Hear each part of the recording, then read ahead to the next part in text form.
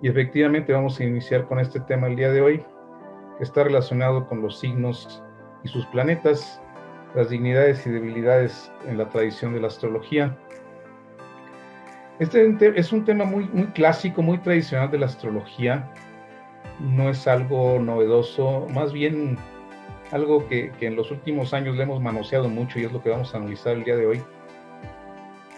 Pero que básicamente es una evaluación que hacían ya desde la época de los caldeos para conocer qué tan fuerte resultaba un planeta en cuanto a su influencia, dependiendo del signo en que se encontraba. Para esto los caldeos elaboraron una serie de posiciones, de ubicaciones de los planetas respecto a los signos. Decían, si este planeta está en este signo, tiene más fuerza, si está en este otro signo, tiene menos fuerza, si está en este signo, funciona mejor, si está en este otro signo, no funciona tan bien. Y en fin, vamos a analizarlo pues desde la tradición, por un lado. De hecho, hoy nos vamos a meter un poquito con los textos clásicos.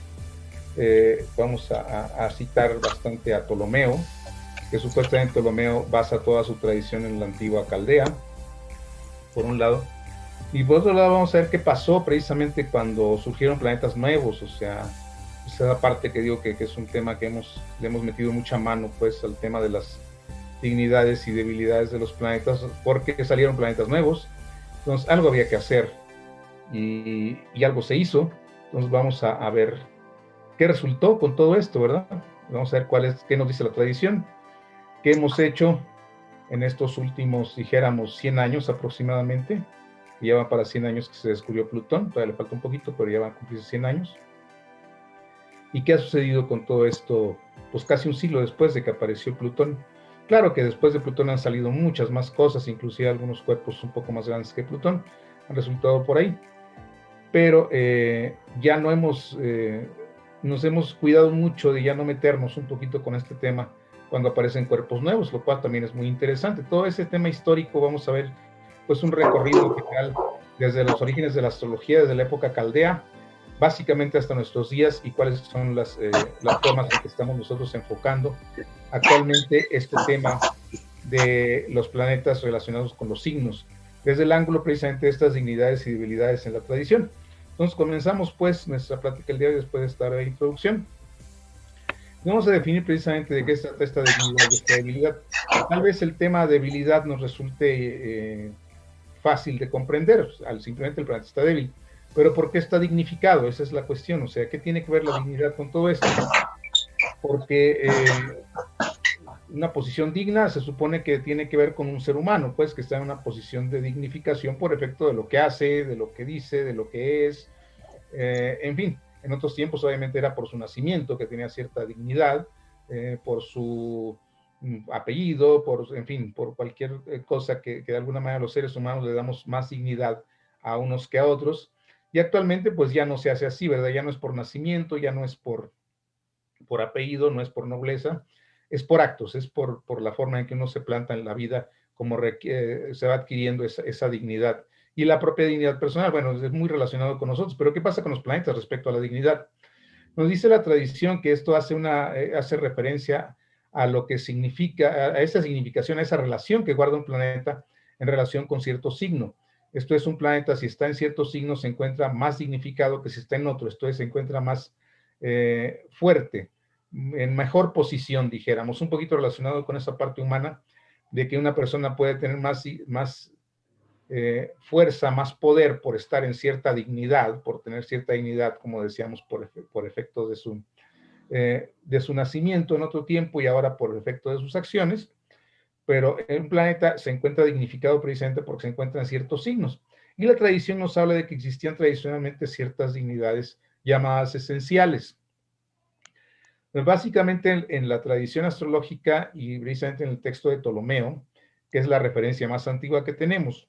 Obviamente Ptolomeo se basó en textos anteriores, muy posiblemente de origen caldeo, después de que Verosio visitó Grecia, después de la conquista de Alejandro, pues Verosio era un caldeo, llevó muchas de estas enseñanzas astrológicas a la antigua Grecia y fue donde empezaron a conocerse todas esas tradiciones. Posteriormente se hacen escuelas en Grecia, y es precisamente en Egipto donde ya después de la época alejandrina, cuando ya establece esta biblioteca en Alejandría, en Egipto, pues que Ptolomeo hace su texto, su famoso tetrabiblos, que como decimos vamos a trabajarlo bastante el día de hoy, y nos habla de que existen básicamente estas 5 dignidades esenciales.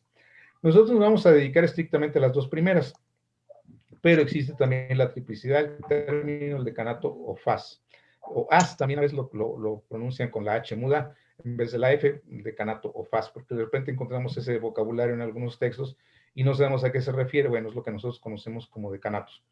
Básicamente la tablita en la que nos vamos a basar, esta que encontramos aquí en esta diapositiva, nos habla de un regente, de un signo, aquí están los 12 signos, de un regente del signo, que son los planetas que se encuentran aquí, de una exaltación, de un detrimento y de una caída. Esto es, tenemos aquí mencionado precisamente lo que nos dice del lado izquierdo en el texto, que nos dice domicilio y detrimento. Entonces tenemos domicilio es el regente, detrimento aparece con la misma palabra, solo que en inglés, exaltación, que también está en la misma palabra, y caída, que también está en inglés. Bueno, todo está en inglés, pero aquí nos habla precisamente de cuál es la tabla, y es la tabla que vamos a analizar el día de hoy precisamente. O sea, vamos a estar analizando qué sucede con esos planetas en esos signos y por qué se fueron asignados de esa manera. Claro, me dirán que falta Urano, falta Neptuno, falta Plutón, eso lo veremos más adelante. Vamos a empezar por la historia, vamos a empezar por lo clásico, vamos a empezar por la relación que tienen los signos con los planetas y después nos metemos un poquito a la historia a la historia moderna para ver qué sucede con los planetas nuevos. Bien, comenzamos pues. Como decía, nos vamos a centrar en 2 de estas dignidades y 2 debilidades consecuentes a las dignidades. Una dignidad es donde el planeta se encuentra bien, se encuentra fuerte, se encuentra en una situación de comodidad, dijéramos, y una debilidad es donde precisamente un planeta se siente incómodo. Para esto es interesante que nosotros entendamos un poquito qué sucede entre los signos y los planetas.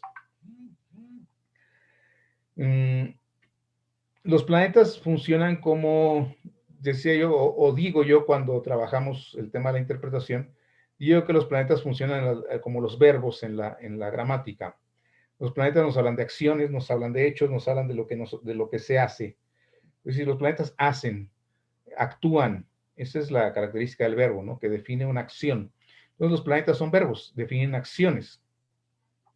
Bien, y los signos dijéramos que funcionan un poco como adverbios, esto es, describen cómo es esa acción. Entonces, si un planeta hace, el signo nos dice cómo lo hace. Entonces, hablando un poquito en términos gramaticales, obviamente los planetas también pueden hablarnos de sustantivos, volviendo a la gramática, los planetas nos pueden hablar de sustantivos. Por ejemplo, decimos el sol es el padre, bueno, es un sustantivo, y entonces el signo nos va a decir, va a funcionar entonces como adjetivo, como es el padre. La luna es la madre, ok, sustantivo, como es la madre. Madre poco expresiva si la luna está en Capricornio, padre muy fuerte si el sol está en Leo, por decir algo.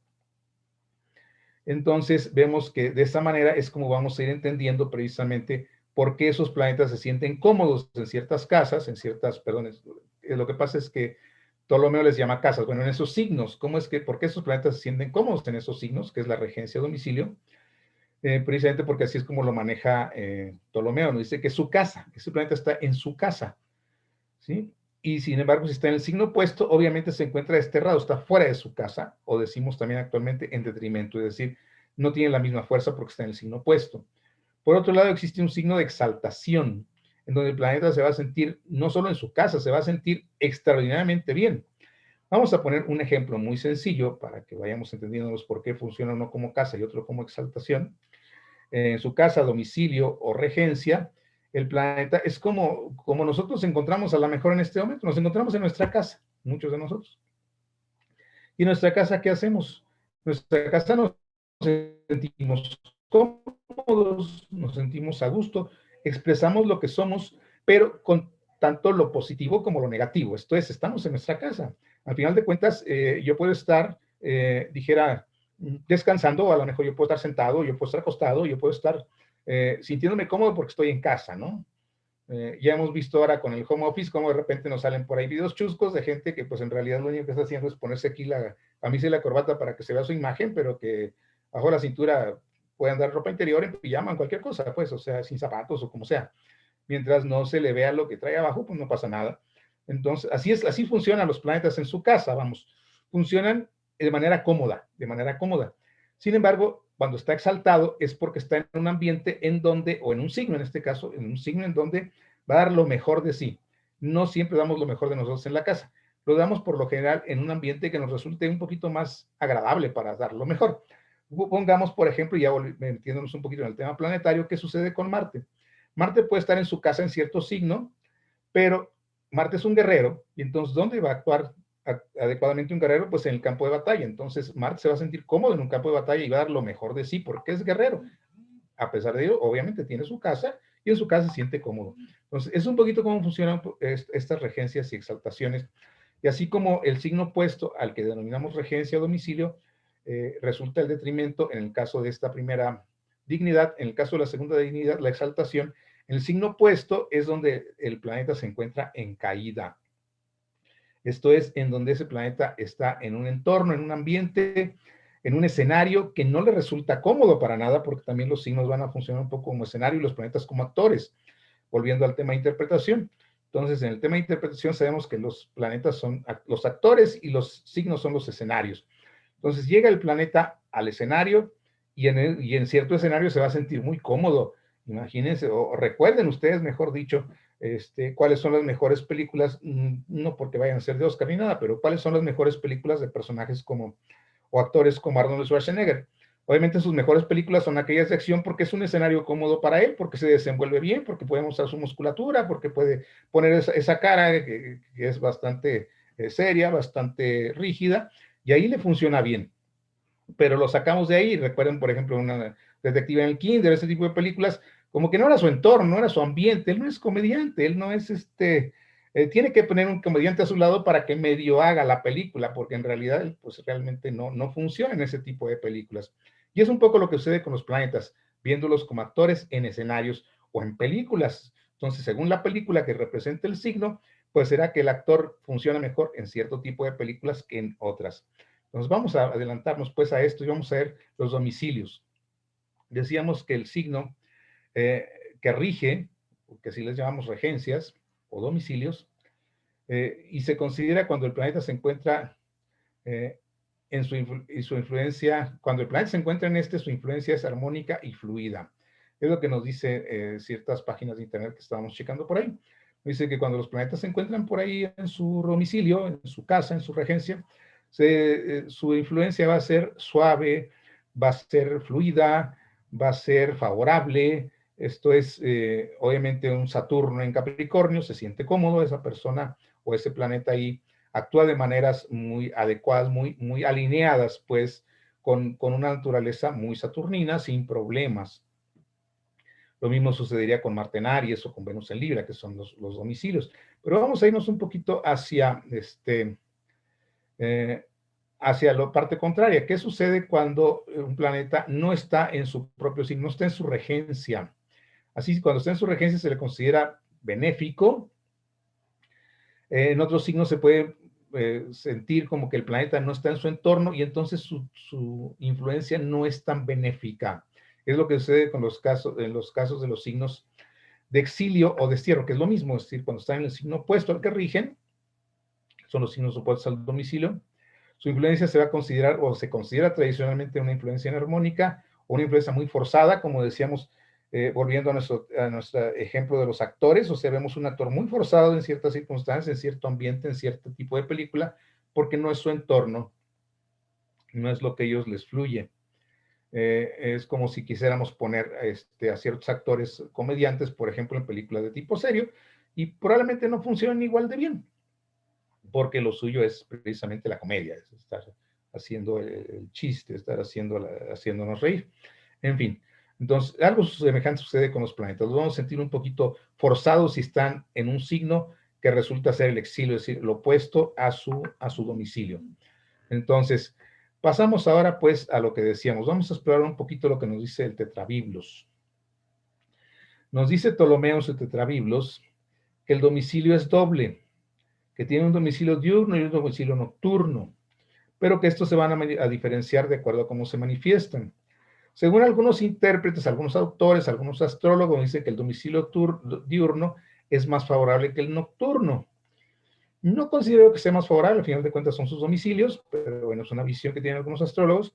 Me gusta más esta otra, cuando dicen que el nocturno sería un poco más inconsciente y el diurno un poco más consciente. Eso creo que puede funcionar un poquito mejor respecto a los planetas.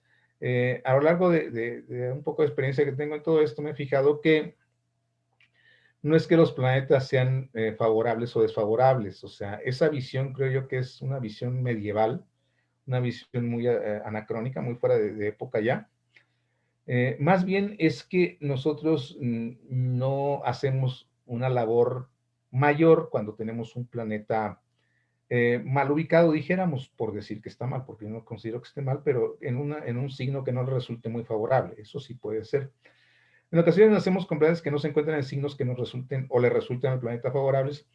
Y en esos casos lo que tenemos que hacer es trabajar un poquito más para hacerlo funcionar, para encontrarle el lado positivo a esa influencia, por más que pueda resultar un poquito obstaculizada por el hecho de que se encuentra en un signo que no le es del todo afín. Y lo digo desde la perspectiva de que tengo por ahí un par de planetas, efectivamente, en posiciones que podrían resultar tradicionalmente bastante débiles o bastante negativas inclusive para el planeta.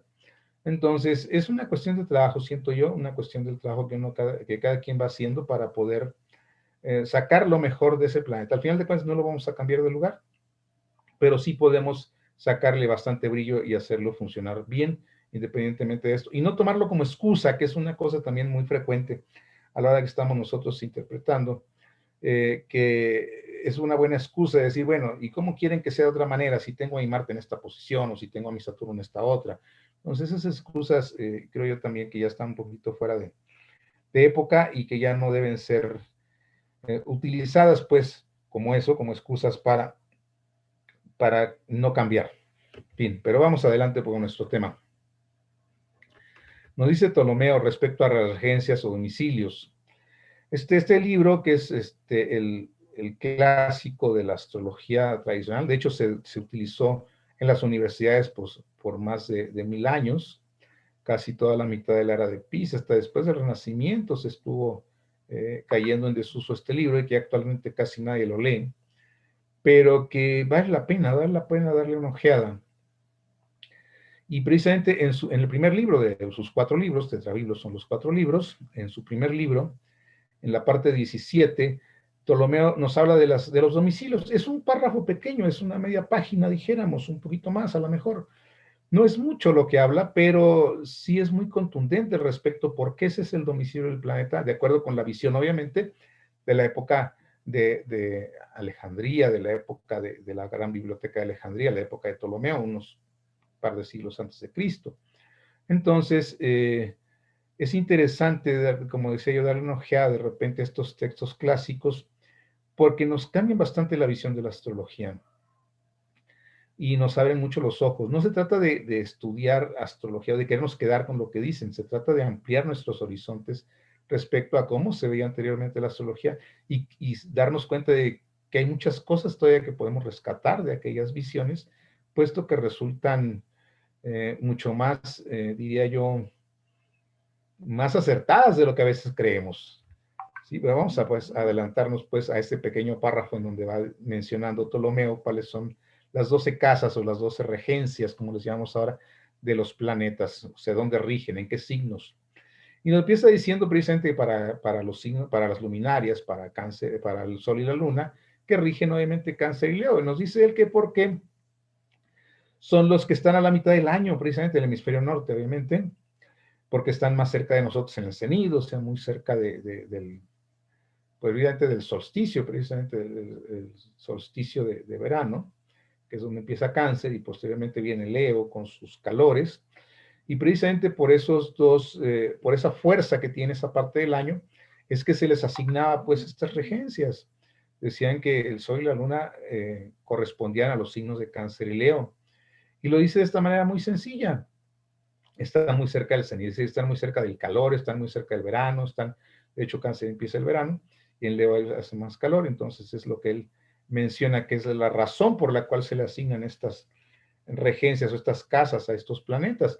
Ya por consecuencia, y siguiendo la misma filosofía, la misma mentalidad que ellos tenían, nos dicen, bueno, el Sol corresponde a Leo por ser un signo masculino y Cáncer a la Luna por ser un signo femenino.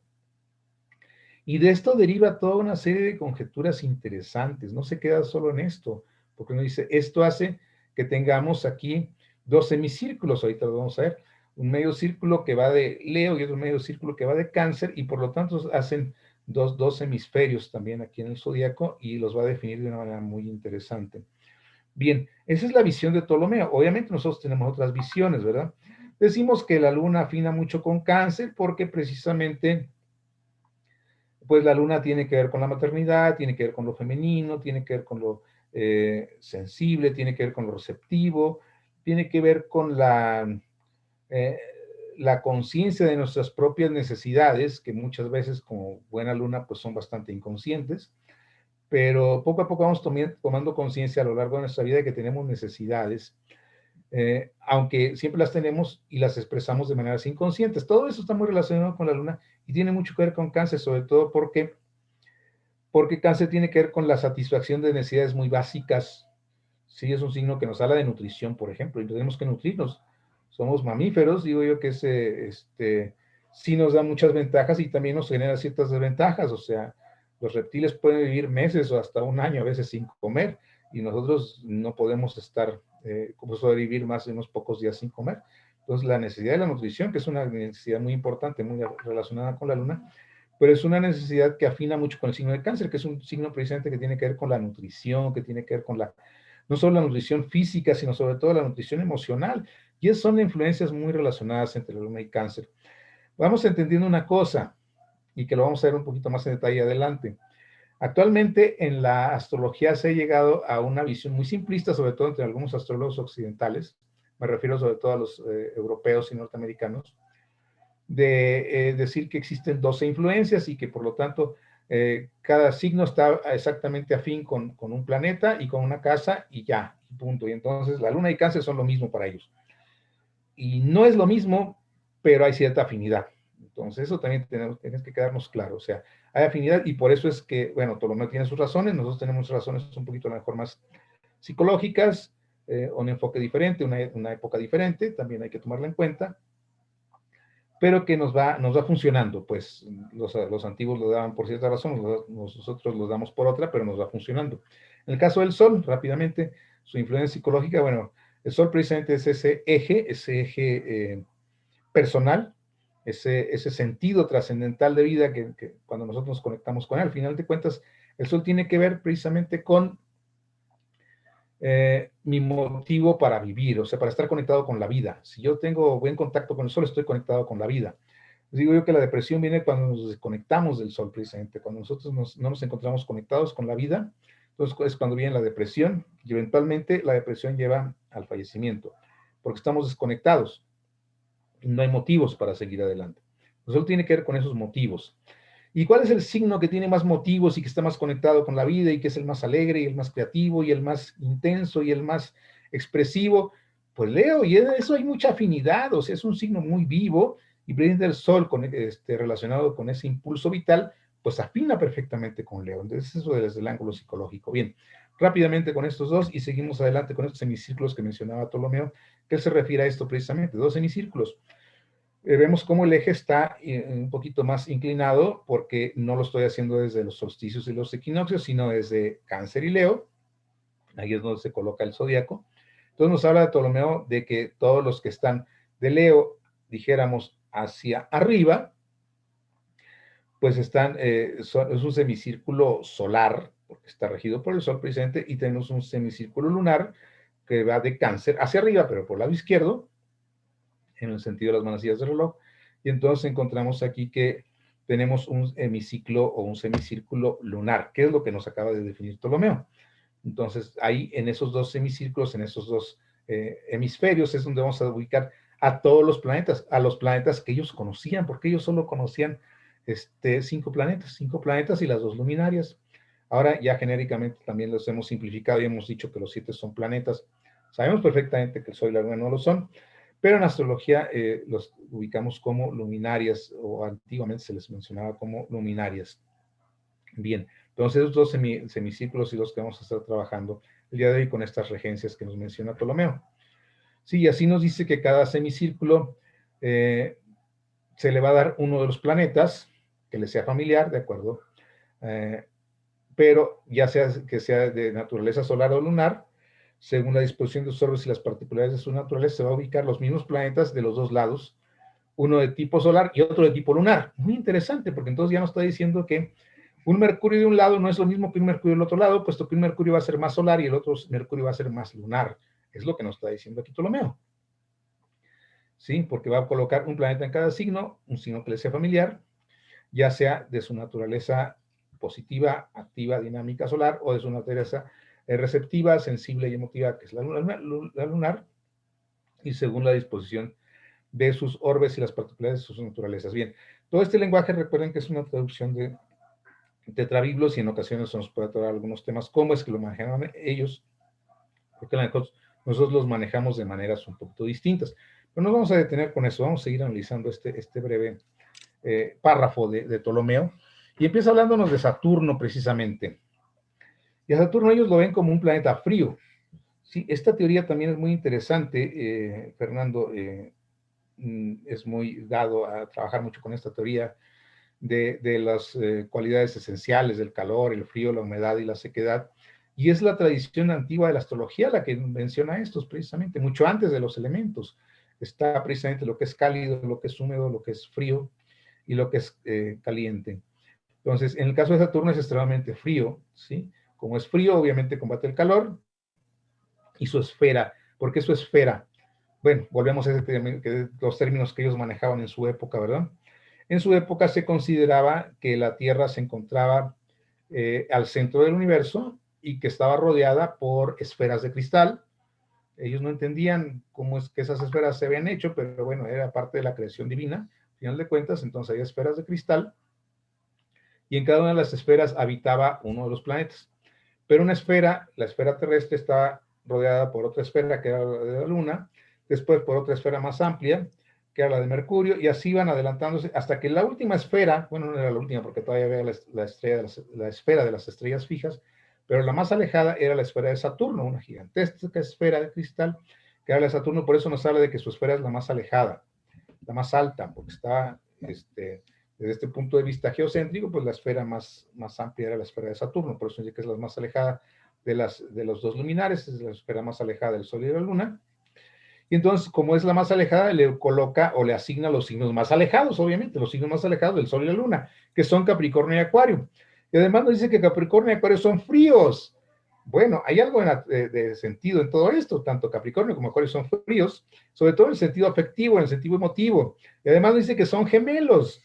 Y en razón de esa oposición nos dice son maléficos. Bueno, ¿por qué? Porque en la antigüedad también se relacionaba esto con esa polaridad natural que hace el ser humano todo el tiempo, que es bueno y que es malo. ¿Sí? ¿Y por qué son maléficos desde su perspectiva estos signos? En primer lugar, Capricornio lo considera maléfico precisamente por su frialdad, por su rigidez, por su tradicionalismo, por su ambición, en fin, detalles muy característicos de Capricornio a lo mejor. Y Acuario también lo considera maléfico porque esto que era un signo revolucionario y en su momento, pues obviamente ir en contra del status quo, pues no era precisamente lo más deseable. Nunca lo ha sido, a final de cuentas, pero bueno, eso hace que Acuario sea considerado también un planeta, o un signo, pero un signo maléfico. Bien, entonces están regidos ambos por Saturno, porque es el más frío y el más alejado, y tiene mucho sentido colocarlo pues en estos dos signos que son los más alejados de los dos regidos por los luminares. Y es la única razón que menciona Ptolomeo. Nosotros diremos que Saturno, el planeta del tiempo, el planeta, hablando de estos sustantivos y verbos que decíamos que nos da Saturno, nos da responsabilidad, nos da sentido del deber, nos da orden, nos da estructura, nos hace ser secos, nos hace ser fríos, nos hace ser también responsables, nos hace ser más bien precavidos, cautelosos, todo este tipo de cosas. Y en Capricornio, pues afina, es un signo muy dado a esa ambición, es un signo muy dado a esa frialdad, un signo muy dado a ese avanzar con un sentido, con un propósito, decir esto lo hago por esto, o sea, un sentido de utilidad también. Entonces, de alguna manera hay una afinidad en cuanto a la forma de trabajar tanto del planeta como el ambiente que le ofrece el signo. Por otro lado, en Acuario. ¿Por qué Saturno tiene que ver con Acuario? Aquí ya Ptolomeo nos dijo que es precisamente porque está muy alejado y porque es el opuesto a Leo. Pero tiene que ver con Acuario precisamente porque hay una rigidez en Acuario que a veces no se alcanza a vislumbrar, o sea, no deja de ser un signo fijo, a final de cuentas, y como signo fijo es rígido, a lo mejor es rígido respecto a sus excentricidades, pero es rígido, y todo eso afina muy bien con un planeta rígido como lo es Saturno. A lo mejor dicen, es que Acuario es flexible. Acuario no es flexible, Acuario es inflexible. Es todo lo contrario, es inflexible respecto a generar cambios, es inflexible respecto a la inconformidad, es inflexible respecto a no querer meterse dentro de un esquema. Entonces, eso es rigidez también. Y eso precisamente afina perfectamente con ese planeta que es Saturno, que tiene que ver con estas estructuras y estas tradiciones también. Bien, pues vemos como si hay cierta relación entre Saturno y Acuario, cosa que a veces cuando empezábamos hace muchos años a estudiar astrología no lo alcanzábamos a ver del todo, pero conforme vamos nosotros entendiéndolo, nos damos cuenta que sí, efectivamente, los Acuarios a su manera están bastante influenciados o bastante afines, mejor dicho, con este planeta, y cuando Saturno transita por Acuario, de alguna manera también se siente cómodo. Bien, quienes me han escuchado anteriormente saben que yo soy muy dado a seguir manejando las regencias antiguas. En realidad no he llegado totalmente a renegar de las modernas, pero sigo siendo muy tradicionalista en ese sentido y prefiero utilizar las regencias antiguas, que son las que estamos viendo ahorita precisamente. Continuemos pues con estos signos y vemos esa imagen que les describía yo hace un momento. Cómo es que ellos veían el universo. Precisamente al centro vemos la Tierra, la esfera terrestre, y después el primer círculo, la primera esfera, era la regida por la Luna, posteriormente la de Mercurio, vamos hacia arriba, Venus, Venidis, Solis, la esfera del Sol, la esfera de Martis, de Marte, la esfera de Jovis, Jovis, Júpiter, y la esfera de Saturno, la más alejada. Después, obviamente, como vemos, para ellos existían estas otras, esta otra esfera superior, que es la esfera de las estrellas fijas, donde vemos ahí las estrellitas y vemos los signos también. Entonces, era la forma en que ellos entendían al universo y por eso nos habla de esas esferas y cada esfera tenía que ver con cierta lejanía desde la Tierra. Bien, y es un orden que vamos a utilizar mucho en muchas cosas de la astrología antigua, o sea, ese orden de Luna, Mercurio, Venus, Sol, Marte, Júpiter y Saturno, es un orden muy conocido como el orden caldeo, pero muy utilizado tanto en decanatos como en regencias, en fin, es un orden bastante conocido en la astrología antigua. Bien, vamos a ver ahora qué sigue, qué nos sigue diciendo por ahí Ptolomeo. Ahora nos habla de Júpiter. A diferencia de Saturno, que es frío, nos dice que Júpiter es de naturaleza templada y está dentro de la esfera de Saturno, es decir, está sometido a la esfera de Saturno y le da los siguientes signos, aquellos signos que son ventosos y fecundos, como son Sagitario y Piscis. Y dice, y que además hacen trígono, o sea, es otra cosa interesante, porque para él Saturno hace oposición al Sol y a la Luna y por eso son maléficos, porque ellos veían así como malos el aspecto de oposición. Pero Sagitario y Piscis van a ser trígonos, Piscis con Cáncer y Sagitario con Leo, los hacen trígonos y ese lo mencionan como algo favorable, porque están viendo desde un trígono a las luminares. Entonces, parece que tenemos por ahí un micrófono abierto, si no, por favor, gracias. Entonces, nos hablan pues de que estos dos signos están en trígono. Recordemos una cosa, para los antiguos los aspectos no tenían tanto que ver con el ángulo exacto como lo usamos hoy, simplemente tenía que ver con los signos. O sea, un planeta en Piscis estaba automáticamente en trígono con un planeta en Cáncer, independientemente de los grados que estuviera. Entonces, por lo tanto, nos dice que Júpiter, rigiendo a Sagitario y a Piscis, va a ser trígono con los luminares. Esto es, por un lado, desde Sagitario va a ser trígono con el Sol y por otro lado desde Piscis va a ser trígono con Cáncer. Bien. Entonces vamos a ver pues este asunto de Júpiter rigiendo a Sagitario y Piscis. Ok, nos parece natural entender que Júpiter rija a Sagitario por efecto de que pues es un signo bastante amplio de vistas, bastante amplio de miras, y Júpiter tiene que ver con esa amplitud, tiene que ver con esa trascendencia, el gran dios Júpiter, el gran planeta, el gigantesco, el de más cantidad de lunas, el que tiene prácticamente un estatus solar, o sea, inclusive desde el ángulo astronómico, pues Júpiter se quedó cortito para ser Sol, pero no le faltaba mucho. Entonces es un planeta gigantesco, un planeta maravilloso, el dios supremo de los antiguos griegos. Entonces este Júpiter pues afina bien con ese signo de altas miras como es Sagitario, ese signo de grandes aventuras, recordemos todos los hijos que tuvo Júpiter a lo largo de su vida, con todas estas diosas y con todas estas humanas y ninfas y todo lo que se encontraba en el camino. Entonces es muy natural afinar pues este signo aventurero con un planeta que en la tradición también nos habla la mitología griega que fue muy aventurero, Júpiter. Pero ¿qué pasa con Pisces? Es otra parte, a lo mejor un poquito más sensible, más íntima. Bueno, pero Júpiter tiene mucho que ver con el tema religioso también. Júpiter en la astrología mundial se relaciona bastante con los temas religiosos a nivel político, a nivel social. Entonces, con los magistrados también, con la justicia y todo eso también tiene de alguna manera afinidad, pues, con el signo de Pisces, un signo sensible, un signo que se pone en los zapatos de los demás, muy empático, muy humano. Y bueno, es una naturaleza también de Júpiter, porque Júpiter era magnánimo y era cuidadoso y cuidaba a los humanos y demás. Entonces, de alguna manera hay también afinidad entre Júpiter y Pisces.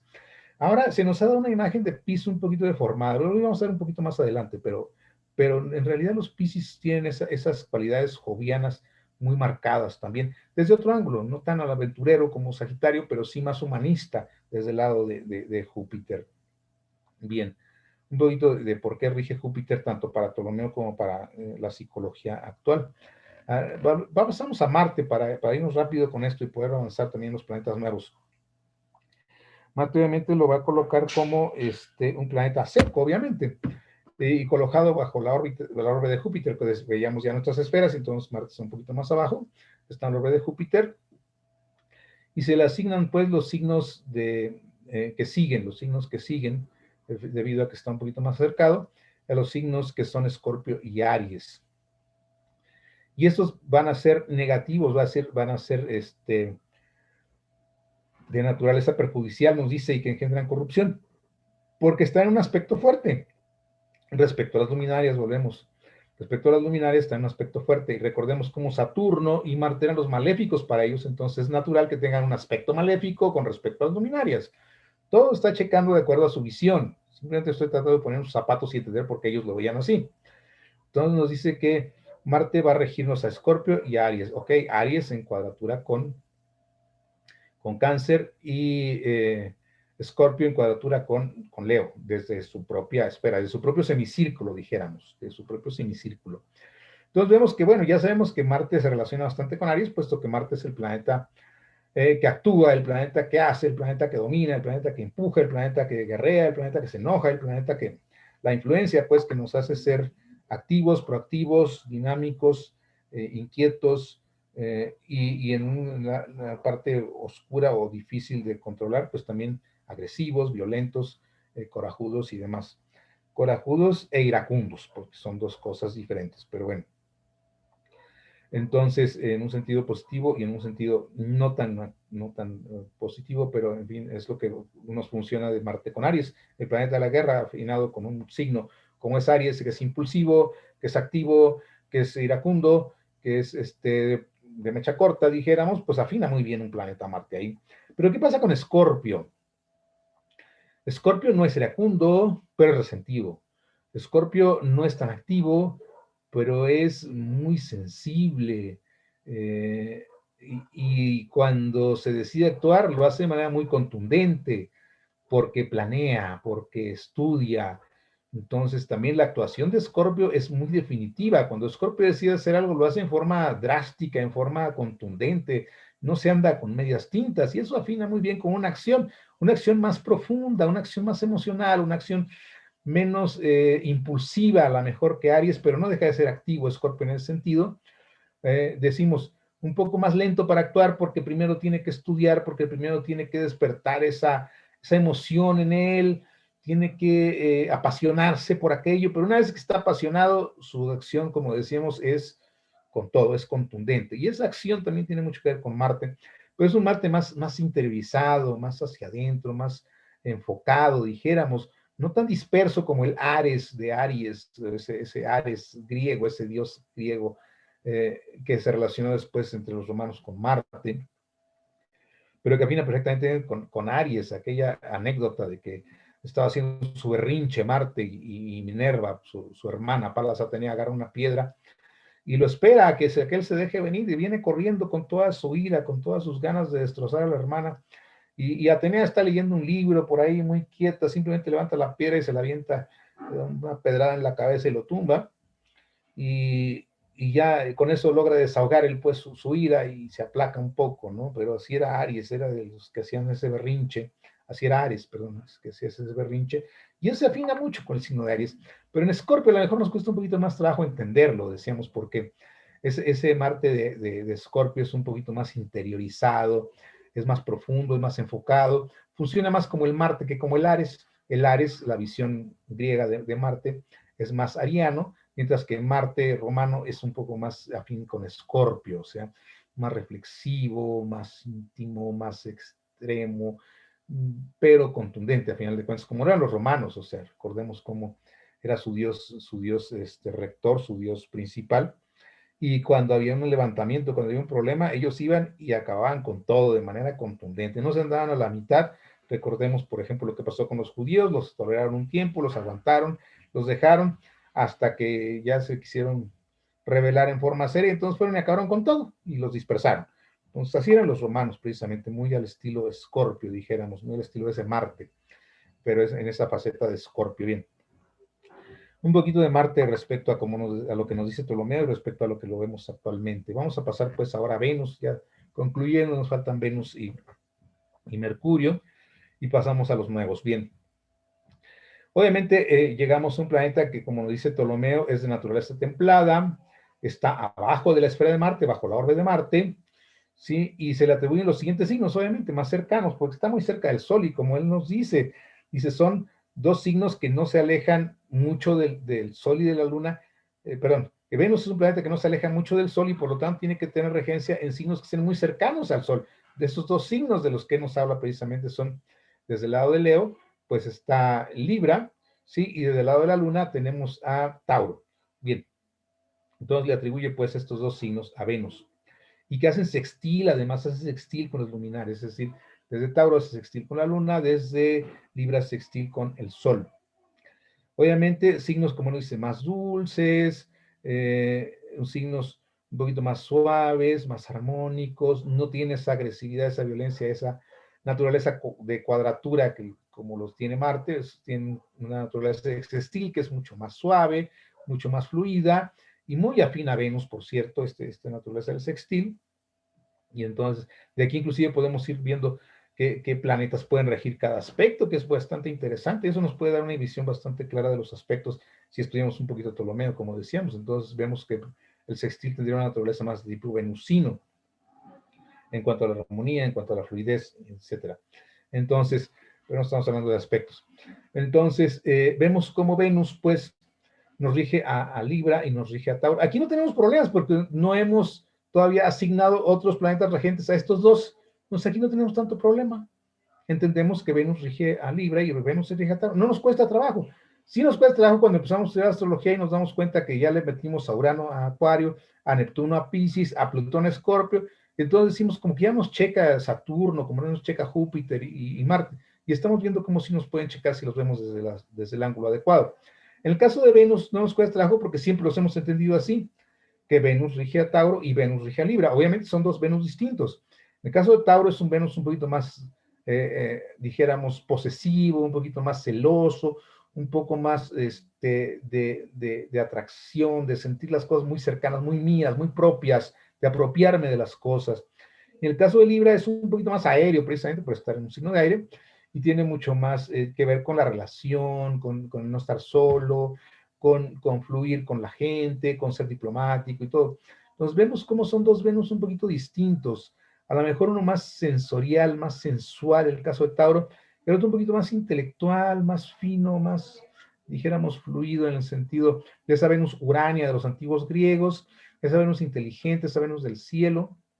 Mientras que el otro es una Venus más afrodita, una Venus más sensual, una Venus más sensorial, decíamos, más dada a los sentidos, tengo que tocarte para sentirte, para saber que estás aquí. Entonces, ese tipo de sensación tiene más que ver con Venus en Tauro, pero ambos tienen que ver con el sentido, uno más, dijéramos, de posesión, más de pertenencia en el caso de Tauro, y otro más de relación en el caso de Libra. Entonces, vemos que Venus ahí no nos cuesta tanto trabajo entenderlo como regente de los dos, porque así los hemos aprendido simplemente. Y pasamos por último a Mercurio. Mercurio, como nos dice Ptolomeo, nunca está muy alejado del Sol, por eso decían que era una esferita que estaba precisamente por encima perdón, por abajo de la esferita del Sol. De hecho, estos dos están abajo de la esfera del Sol, porque la primera esfera es la de la Luna, después sigue Mercurio, después sigue Venus, después sigue el Sol. Estos dos, cuyas esferas están abajo. Entonces, pero en este caso no se aleja más de un signo y por lo tanto lo ponen los signos más cercanos, ¿sí? Más cercanos a los luminares, y se le atribuye pues los signos de Géminis y de Virgo. Bueno, tampoco nos cuesta trabajo, por esto que ya los hemos analizado, los hemos visto, así los aprendimos. Mercurio rige a Virgo y Mercurio rige a Géminis.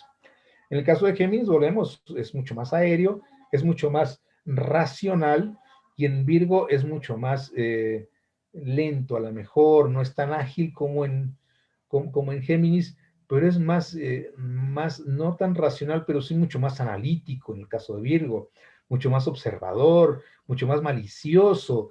Es un Mercurio un poquito más del tipo Hermes egipcio, ¿no? Que está transmutando, que está haciendo experimentos, que está explorando. Y en el caso del Mercurio de Géminis es un poquito más espontáneo, más infantil, más libre, es mucho más el Hermes egipcio, perdón, el Hermes griego. El Hermes griego, ese mensajero de los dioses que va y viene, que hace bromas y todo, es mucho más geminiano. Entonces vemos cómo podemos nosotros entender estos planetas perfectamente en estos signos sin mucho problema, porque aquí así los hemos aprendido. Pero, ¿qué pasa con los nuevos? Y es a lo que vamos, es a lo que vamos. ¿Qué pasa cuando empiezan a aparecer los planetas nuevos? Básicamente hasta aquí termina esta cita de Ptolomeo, este pequeño párrafo, pues, en donde nos va narrando cuál era su visión y por qué estaban así los planetas alineados o asignados a estos signos. Y esto es el resultado que obtiene Ptolomeo. Aquí, como lo podemos observar ya en una forma gráfica, tenemos al Sol y a la Luna, los luminares en estos signos Cáncer y Leo del verano, y después tenemos subiendo a los dos Mercurios, que ya los analizamos en Géminis y Virgo, los dos Venus en Tauro y Libra, los dos Martes en Escorpio y Aries, los dos Júpiter en Sagitario y en Piscis, y los dos Saturnos opuestos. Y aquí es donde podemos hacer la presente lo que nos decía, cómo hacen un sextil, cómo hacen una cuadratura, cómo hacen un trígono, y cómo hacen una oposición. No nos habla de los semisextiles, pero bueno, ya lo vemos aquí también en este gráfico. Y esto nos lleva a entender un poquito mejor cómo es que funcionan las regencias antiguas. Y además tiene un cierto sentido de estética, de elegancia, de armonía, de belleza, algo muy dado para el pueblo griego, sobre todo el pueblo ateniense. Bien, entonces desde esta perspectiva, de esta propuesta que nos hace Ptolomeo, cada planeta tiene esa doble influencia y está matizada por ser una un poquito más solar y otra un poquito más lunar. Y como decíamos, las manifestaciones solares son un poco más conscientes, mientras que las lunares un poquito más inconscientes. Ya veíamos cómo hablábamos un poquito de ese Marte más consciente del lado de Escorpio, menos consciente del lado de Aries, definitivamente. Ese Mercurio más consciente del lado de Virgo y menos consciente del lado de Géminis, porque corresponden precisamente al Sol y a la Luna, por poner algunos ejemplos. Bien, entonces con esto cerramos pues esta parte clásica de la astrología y de las regencias. Y para que nos dé tiempo de pasar un poquito más adelante hacia las exaltaciones, no sin antes observar qué sucedió después de esto, después de esta perspectiva tradicional, armónica, elegante, como digo yo aquí, sencilla y elegante, cómo es que la tradición asignó las regencias a los signos de los planetas que ellos podían observar. Y así fue, así siguió todo bien, todo en orden, así era como se estudiaban las universidades. Hasta que llegó el siglo XVIII, ese famoso siglo XVIII en donde la astrología salió de las universidades, donde la ciencia moderna empezó a tomar las riendas, empezó a decirnos que estábamos mal, que no funcionaba, donde ya Copérnico nos habla de un sistema heliocéntrico que no era desconocido entre los antiguos griegos, pero que en la Edad Media obviamente se perdió mucho de esto y después se pensaron que estaban descubriendo el hilo negro, pero ya se sabía desde mucho antes. Pero en fin, ya en forma oficial se acepta pues una nueva visión, se sale la astrología, se le degrada, se le toma como una pseudociencia y demás, y eventualmente hacia finales del siglo XVIII irrumpe también un nuevo un nuevo planeta. En un sistema que estaba muy ordenado nos aparece un nuevo planeta. En 1781, el 13 de marzo, aparece por ahí Urano. Pero en aquel tiempo, como decíamos, la astrología había caído en desuso, ya no se hablaba mucho de astrología, no había literatura, no había muchos estudiosos. Entonces, nadie lo tomó en cuenta. Dijo, pues, seguían con su tradición, seguían con sus planetas en su lugar y demás. Pero en 1828, este personaje, John Barley, un personaje muy interesante desde el ángulo de la historia de la astrología, era un estudioso de la astrología. No estamos muy seguros si hubo un libro, carta, cómo fue que nos llegó esta noticia, pero que él asigna a Urano como regente de Acuario por primera vez, hasta 1828. Ya han pasado más de 40 años de que se había encontrado ese planeta y hasta entonces a alguien se le ocurre decir que Urano tenía regencia. Interesante. ¿Y por qué lo dice? Porque John Barley, un estudioso, decíamos, de la astrología, está muy al pendiente de Urano, estaba checándolo y nos dice la leyenda, porque eso es lo que lo mete un poco a la historia de la astrología. Nos dice la leyenda que él estaba muy al pendiente de que Urano iba a estar en cierto ángulo en su carta en cierta hora. Recordemos que la astrología horaria era muy importante en aquella época, mucho más que la astrología que manejamos nosotros. Entonces está muy al pendiente de la hora. Inclusive le pide a un sobrino que vaya y sincronice su reloj con la hora de Greenwich, que estuviera muy exacto, porque él quería saber a qué horas cruzaba su medio cielo ese Urano, de acuerdo con la astrología horaria, en qué momento iba a suceder, porque él se presentía que iba a suceder algo. Entonces nadie estaba muy claro cómo funcionaba Urano. Apenas 40 años de haberlo descubierto, solo había recorrido la mitad de su órbita o la mitad de sus 84 años de giro total que tiene Urano, entonces no se sabía mucho de él. Pero Barney sabía que iba a pasar algo y sentía que iba a ser algo negativo.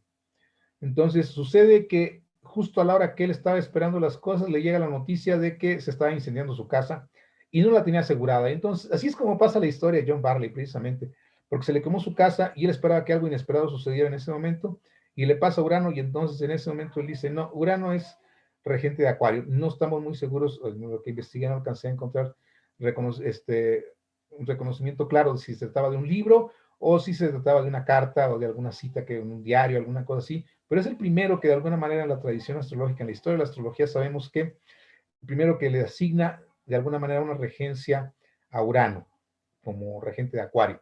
Pero vamos a ver qué sucede. Ok.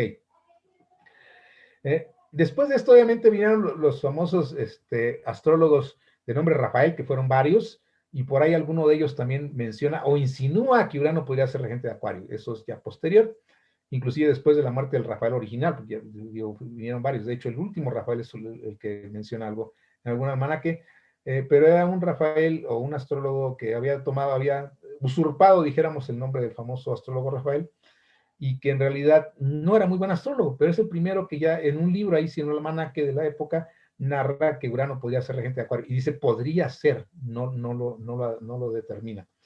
Posteriormente, unos 70 y tantos años después, vuelve a crecer nuestro sistema solar y encontramos el 23 de septiembre de 1846 y gracias a cálculos matemáticos, curiosamente un planeta tan evasivo y tan misterioso como es Neptuno y es descubierto por cálculos matemáticos, encontramos a Neptuno y nuevamente mucho después se le asigna al signo de Piscis. ¿Por qué? Porque iban siguiendo el orden caldeo de las esferas.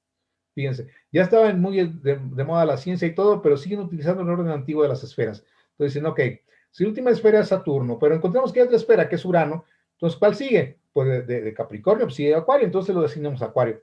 Pero entonces, ok, si encontramos otro todavía más afuera, otra esfera mayor, más arriba, ¿qué signo sigue? Pues de Acuario sigue Piscis, le asignamos a Neptuno. Y así fue como se le fueron asignando estos planetas al principio a las regencias.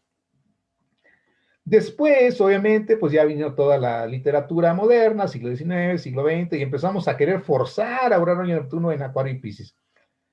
¿Por qué? Porque ya estaban ahí, simplemente, y empezamos a tomarlo ya como dogma. Entonces, un dogma astrológico que nos dicen que Acuario rige a Urano y Neptuno rige a Piscis.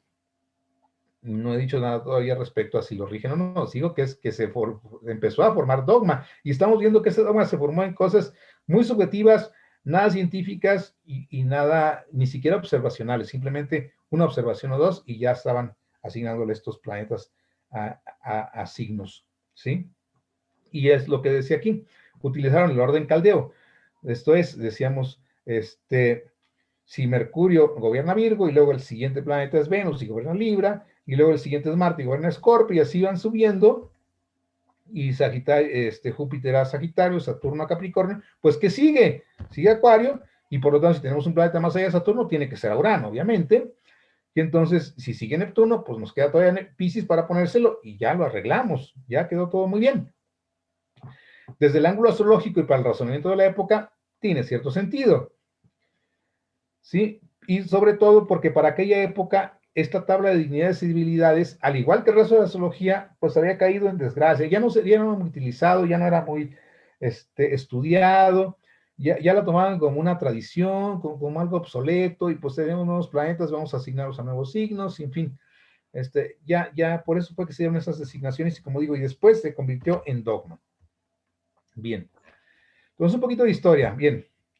Todos estos datos los encontré precisamente gracias a este historiador, este gran historiador de la astrología que es Robert Hahn, y específicamente en esta entrevista que le dio a esta autora, también astróloga, Judy Vitale, pero también en esta entrevista le menciona a él cómo es que Plutón llegó a Escorpio. ¿Por qué? Porque ya se nos sacaron los signos.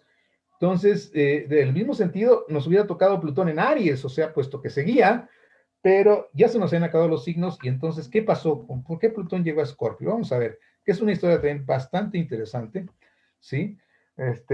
Plutón se descubre hasta 1930, ¿sí? Y en 2006 le quitan su categoría de planeta por ser muy pequeño, por estar muy alejado, porque está después de los planetas gaseosos, que de alguna manera los científicos entienden esto como que los planetas rocosos están muy cerca del Sol, los planetas gaseosos están muy lejos del Sol, y después aparece otro planeta rocoso que es Plutón, dicen como que no nos checa que sea tan pequeño y que sea tan rocoso y que esté tan allá. Y entonces se encuentra que es una zona de muchos cuerpos, inclusive hay algunos más grandes que Plutón, que llaman el cinturón de Kuiper, así como hay un cinturón de asteroides entre Marte y Júpiter, que son muchas piedras, pues hay otro cinturón de muchos cuerpos, de rocas grandes, están por allá por la zona de Plutón. Y Plutón fue el primero en descubrirse, y bueno, en aquel momento andábamos muy entusiasmados con la astrología a principios del siglo XX, entonces hay que asignárselo a algún lado, se le tocó a Escorpio, pero después se descubrió que hay muchas rocas en esa zona, que Plutón es una de ellas y ni siquiera es la más grande, pero fue la primera que encontramos. Entonces, y por eso fue que le quitaron en 2006 la categoría de planeta y lo degradaron, decíamos ahora, a planeta enano. No estoy diciendo que no tengan influencia, estoy diciendo cómo es que llegaron a la tabla de dignidades y debilidades. Bien, vamos a continuar. Según lo dice Robert Hahn, en un congreso de astrólogos posterior a la Segunda Guerra Mundial, votaron a ver si Plutón regía Escorpio, ¿sí? Por votación. Sí, muy democrático, pero no muy astrológico. Y lo peor de todo es que votaron en contra, además, o sea, la mayoría de los astrólogos dijeron que no regía Escorpio. Entonces, eso es histórico realmente, y fue posterior a la segunda vez, después, es posterior a 1945, ya tenía 15 años descubierto Plutón, muy poco para que pudiéramos saber un poco de él, pero bueno, ya empezamos a quererlo utilizar, y los astrólogos querían darle un signo, y votaron que no era Escorpio precisamente, que no lo era, no está mal la diapositiva, ni estoy mal yo, no era el regente de Escorpio Plutón. Pero ¿por qué llegó a Escorpio? Esa es la pregunta, vamos a ver. Más adelante, y según parece, este autor que estuvo en la misma votación y que no estaba muy de acuerdo, ¿sí? A pesar de que parece que había sido una votación prácticamente unánime de que no fuera regente de Escorpio, Fritz Brunhubner escribió un libro sobre Plutón, y él dice en ese libro que sí es regente de Escorpio, y así se quedó. Y así sigue siendo regente de Escorpio porque lo dijo este autor, nada más, sin ningún consenso y nada. Y luego buscamos la manera de hacer lo que sea regente de Escorpio, que se sale completamente de esa línea que seguía anteriormente, de que de acuerdo con la tradición y que las esferas y demás, el orden caldeo. Entonces llegamos a Plutón y resulta que ahora le quitamos a Marte a Escorpio y le ponemos a Plutón y hacemos otra cosa, ¿sí? Otra referencia que nos habla un poquito de esto, no solo Robert Hahn, este autor del siglo XX, H.G. Pierce, menciona en este libro de texto de astrología, menciona que esta cita es directamente de su libro, dice: algunos autores han asignado a Acuario a Urano, robando hacia Saturno de su casa diurna y forzándolo a tener un compañero. Sí, pero dice a principios del siglo XX, hasta que no sepamos bien cómo funcionan estos dos, él se niega a respaldar ese intento apresurado de mantener a uno de estos dos vagabundos y estos dos sin hogar, estos dos, dijéramos, planetas que en la tradición no tienen realmente una regencia.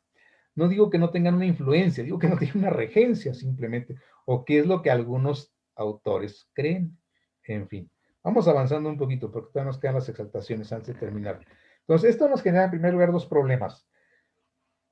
En primer lugar, echamos a perder todo ese orden bonito que nos habían legado los caldeos y los griegos, y por lo tanto ya no sabemos qué fuerza tiene el planeta, o sea, ya no sabemos si Marte está fuerte en Escorpio, ya no está porque ya no es su regente, ya no sabemos si Saturno está fuerte en Acuario, y luego ya lo queremos ver fuera de su lugar en Acuario porque ya no es regente, y en fin, ya empezamos a perder un poquito esa sensación de que en qué signo realmente es fuerte un planeta, en qué signo se siente cómodo, y empezamos a forzar un poquito las cosas en otro sentido. Ese es el primer problema, ¿sí? La segunda es que no nos coincide con la visión actual de la astrología. La visión actual de la astrología, como mencionaba yo al principio, es esa de que la influencia de un planeta es igual a la influencia de un signo, es igual a la influencia de una casa. Entonces, si yo tengo, por decir algo, a Saturno en la casa 11, va a funcionar como si estuviera en Acuario, ¿sí?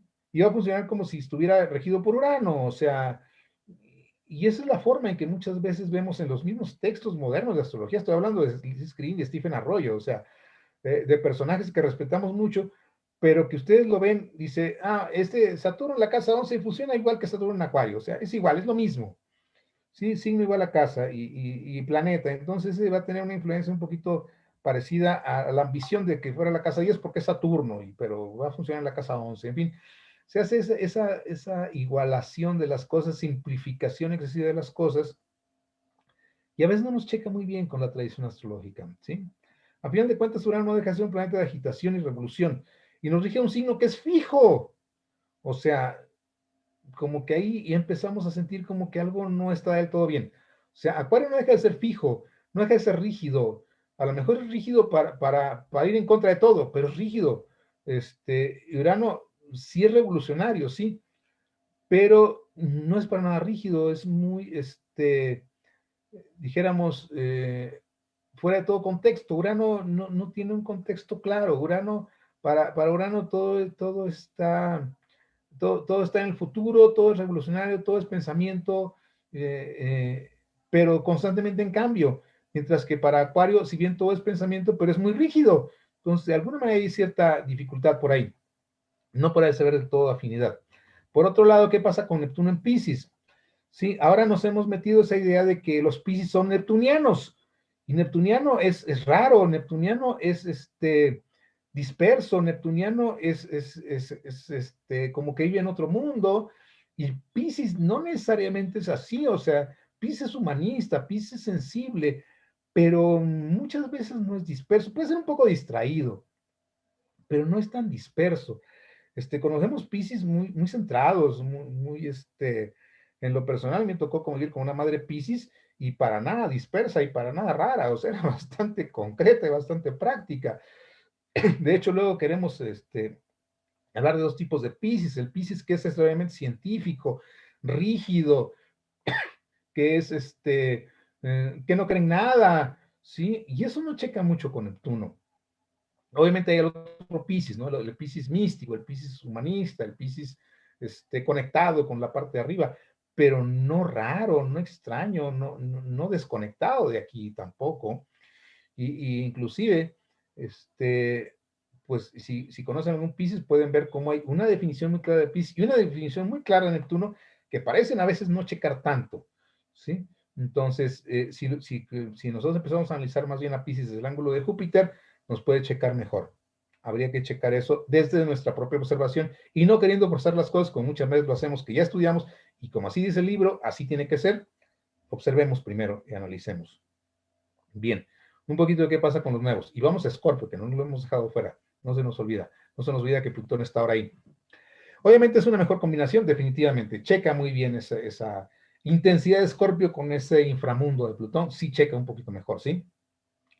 Pero de alguna manera le quitamos a Marte esa posibilidad de ser un poquito más enfocado, nos queda nada más el Marte violento, ese Aries de Aries, no le damos la oportunidad de ser un Marte que actúa hacia adentro, de ser un Marte que se enfoca, de ser un Marte que es más contundente, que es más, decía yo, más del tipo romano, ¿sí? Y lo mismo sucede con el caso de Júpiter y Piscis. A Júpiter le negamos la posibilidad de ser femenino, de ser sensible, de ser humanitario en el caso de Piscis, y a Saturno le quitamos lo contrario, puesto que en este caso sí tenemos la parte del signo negativo de Capricornio, pero no tenemos la parte del Saturno positivo en Acuario, el signo positivo en Acuario. Entonces, interesante esta reflexión que encontré por aquí en algún blog de astrología en internet, que nos da para pensar y nos da para reflexionar y sobre todo nos da para estudiar, que es lo que a veces nos hace falta, que nos quedamos con un cierto dogma, decía yo, cierto dogma astrológico, y nos olvidamos pues de esto. Pero bueno, esa es la parte de las regencias y vamos a pasarnos ahora, así es como quedan ahora, pues ya con estas revoluciones que hicimos, así es como nos quedan actualmente las regencias, Urano regiendo a Acuario, Neptuno regiendo a Piscis y Plutón regiendo a Escorpio. Y el resto no los tocamos, ¿ven? Seguimos como tenemos ahí teniendo a Mercurio en Géminis y Virgo, a Venus en Tauro y Libra, y los demás ya los hicimos un desorden por ahí, pero bueno, ahí queda para la reflexión simplemente. Y vamos a pasar pues ya a nuestra última parte, a ver rápidamente las exaltaciones y qué sucede también con los planetas modernos, y para que veamos también un poquito cómo está ese desorden respecto al siguiente tema. Bien. Obviamente, aquí no me estoy metiendo ni nos vamos a meter con lo siguiente. Ya nos metimos a Plutón porque ya lo tenemos desde 1930 y ya de alguna manera la tradición astrológica ya ha tomado su lugar y ya lo tenemos por ahí integrado. Pero no considero aquí los asteroides, que Ceres ya también pasó a ser planeta enano, por ejemplo, entre los asteroides, el más grande de los asteroides, ni mucho menos con los centauros, Quirón, Chariclo y todos estos centauros, todos estos que están entre Saturno y Urano, Folus y demás, que algunos ya les han querido meter también regencia por ahí, nos quieren meter a Quirón como también regente de Sagitario, en fin, ya ha habido movimientos por ahí, pero bueno, no me estoy metiendo con ellos. Y los KBOs son los objetos en el cinturón de Kuiper, Belt Objects. Sí, los KBOs, de los cuales Plutón es uno de ellos, precisamente, pero no me estoy metiendo ahorita con ellos, porque ya sería meter un verdadero desorden en cuanto a la tabla de dignidades y civilidades. Aparte de Plutón, allá tenemos a Eris, tenemos, todavía más allá tenemos a Sedna, en fin, que son planetas que han demostrado tener una influencia muy fuerte en la astrología mundial, si los estudiamos de maneras claras, y en la astrología personal también tienen lo suyo,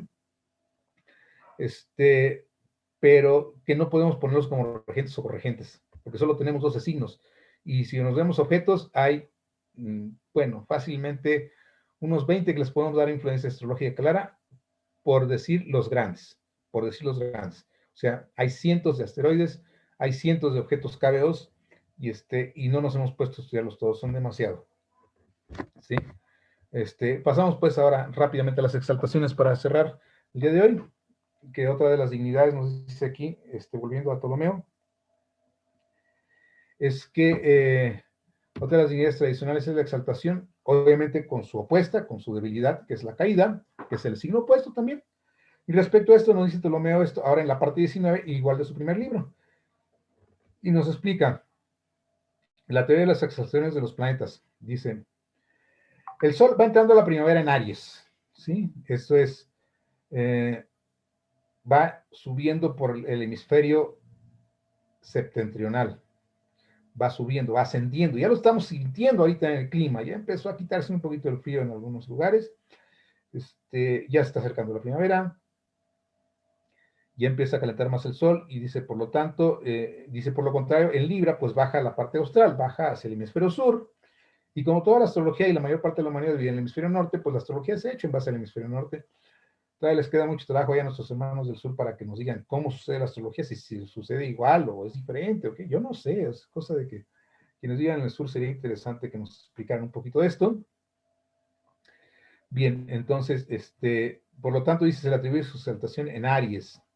¿Por qué? Porque cuando pasa por ahí los días se hacen más largos, se empieza a calentar más, y por lo tanto, si es exactamente lo contrario en Libra, pues es su caída, puesto que ya está bajando, los días van a ser más cortos, va a ser más frío, y por lo tanto, pues el Sol que tiene que ver con el calor, pues va a estar en caída precisamente en este otro signo.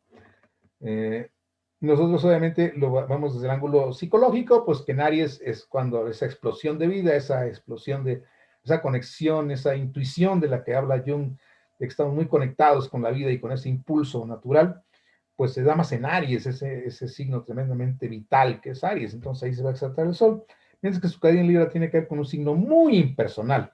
El más personal de los signos es Aries, yo soy, y por lo tanto el Sol ahí está muy bien. En Libra, yo equilibrio, y en ese yo equilibrio es yo quiero saber cuál es tu punto de vista para no imponer el mío, y en fin. Entonces ya encontramos que en un signo muy débil de personalidad, pero no de personalidad, sino muy débil en cuanto a quererse imponer, a quererse imponer, a querer ser él, si nos vamos siendo nosotros, que es lo que dice Libra, pues obviamente el Sol ahí va a estar un poquito más débil y por lo tanto nos menciona en caída. Bien. Saturno, bien, nos sigue diciendo Ptolomeo, Saturno por su posición opuesta al Sol, pues precisamente por estar opuesto al Sol, va a tener una posición exactamente opuesta. Y entonces en Libra se va a exaltar. ¿Por qué? Porque Saturno es un planeta, decíamos, de frío. ¿Y en dónde empieza el frío? Precisamente en septiembre, cuando el Sol pasa hacia el hemisferio sur. Entonces ahí se va a exaltar Saturno. Y en Aries, que es cuando empieza el calor, pues su depresión porque se acaba el frío. Y entonces por ahí está precisamente en caída. Desde el ángulo psicológico, nosotros decimos que Saturno en Libra, bueno, está exaltado porque precisamente permite a estas personas que son muy dadas a la cuestión social, pues tener estructura, sacar su mejor parte, su parte más diplomática, su parte más fina, más ordenada. Entonces ahí Saturno se va a sentir muy bien. Mientras que Aries, que no le gustan los límites, pues obviamente Saturno, que es un planeta muy limitante, no va a sentirse cómodo en Aries. Bien. La Luna, ¿sí? Nos habla que después de la conjunción con el Sol, es decir, es el Sol se exalta en Aries, y después de la conjunción que sigue Tauro, porque después de Aries está Tauro, y si ya estaban juntos al principio, pues están juntos también en su exaltación, ¿sí? La Luna va mostrando su primera fase, comienza a aumentar su luz, empieza a crecer, y su elevación en el primer signo de su trígono Tauro es tomado por su exaltación. Su elevación es tomado como su exaltación en el signo que está, y el signo opuesto es Escorpio para su depresión. Bien, pues el famoso toro enamorado de la luna, bueno, esa posibilidad de la luna en Tauro, la luna más bella, ¿no? Dice la tradición por ahí que la canción, ¿no? Dice que de las lunas la de octubre es la más bella, precisamente ya cuando está entrando Escorpio, esa luna llena de Escorpio, cuando la luna se va a exaltar en Tauro, cuando el sol está en Escorpio, la luna llena de Escorpio es la luna de Tauro, precisamente cuando está la luna llena en Tauro. Entonces vemos que es cuando está en una posición más fuerte. Ya desde el ángulo psicológico, pues sabemos precisamente que esa necesidad de satisfacer necesidades de la luna, esa cualidad de satisfacer necesidades de la luna, está muy afín con Tauro, que también es muy dado a satisfacer necesidades, sentirse cómodo, sencillamente, ¿no? Está bien posicionada ahí la luna, mientras que esa impetuosidad y esa intensidad emocional de Scorpio no afina bien con la luna y por lo tanto está un poquito más débil por ahí en el signo de Escorpio, la luna, y por lo tanto es su caída, nos dice la tradición. Bien, de Júpiter, nos dice, volviendo a su visión, la visión de los antiguos, de los famosos vientos y demás, nos dice que Júpiter que emite los vientos aquilonios, que son vientos fecundos, y Cáncer, el signo fecundo, ok, dice que además está muy cerca de la Osa. Si lo vemos astrológicamente o astronómicamente, no está muy cerca de la Osa Cáncer, pero bueno, no entiendo muy bien ese lenguaje que utiliza aquí Ptolomeo.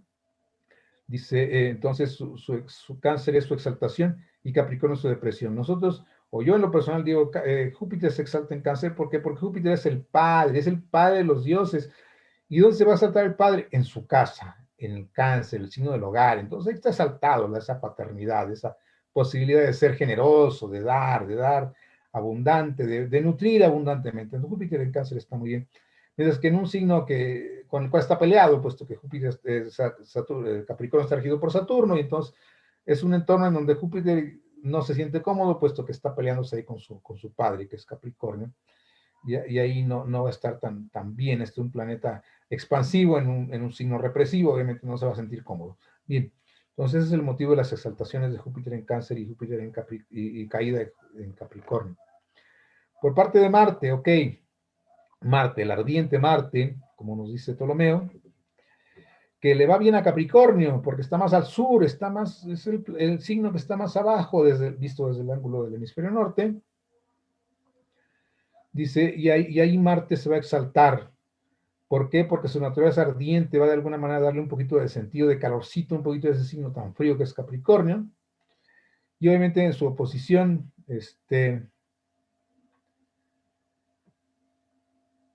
Capricornio, su exaltación en oposición a Júpiter y en Cáncer su depresión, ¿sí? Ok.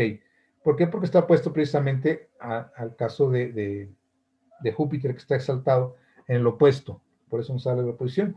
En Cáncer su depresión. Volvemos al tema del guerrero. Ok, el guerrero, que ya lo ponía al principio de la plática. Marte en su casa, el guerrero en su casa no se siente bien. El guerrero está está en el hogar, dijéramos, signo del hogar, Cáncer. Entonces, un guerrero hogareño no está cómodo. El guerrero tiene que estar en el campo de batalla, y el campo de batalla es el que nos pone límites, es donde tenemos que estar batallando, tenemos que estar luchando, y Capricornio está genial, porque es un planeta, decíamos, un signo que tiene que ver con límites, y Marte ahí está rompiendo límites, entonces ahí está exaltado, ahí está dando lo mejor de sí, un poquito desde el ángulo psicológico, un poquito desde el ángulo tradicional que nos habla Ptolomeo.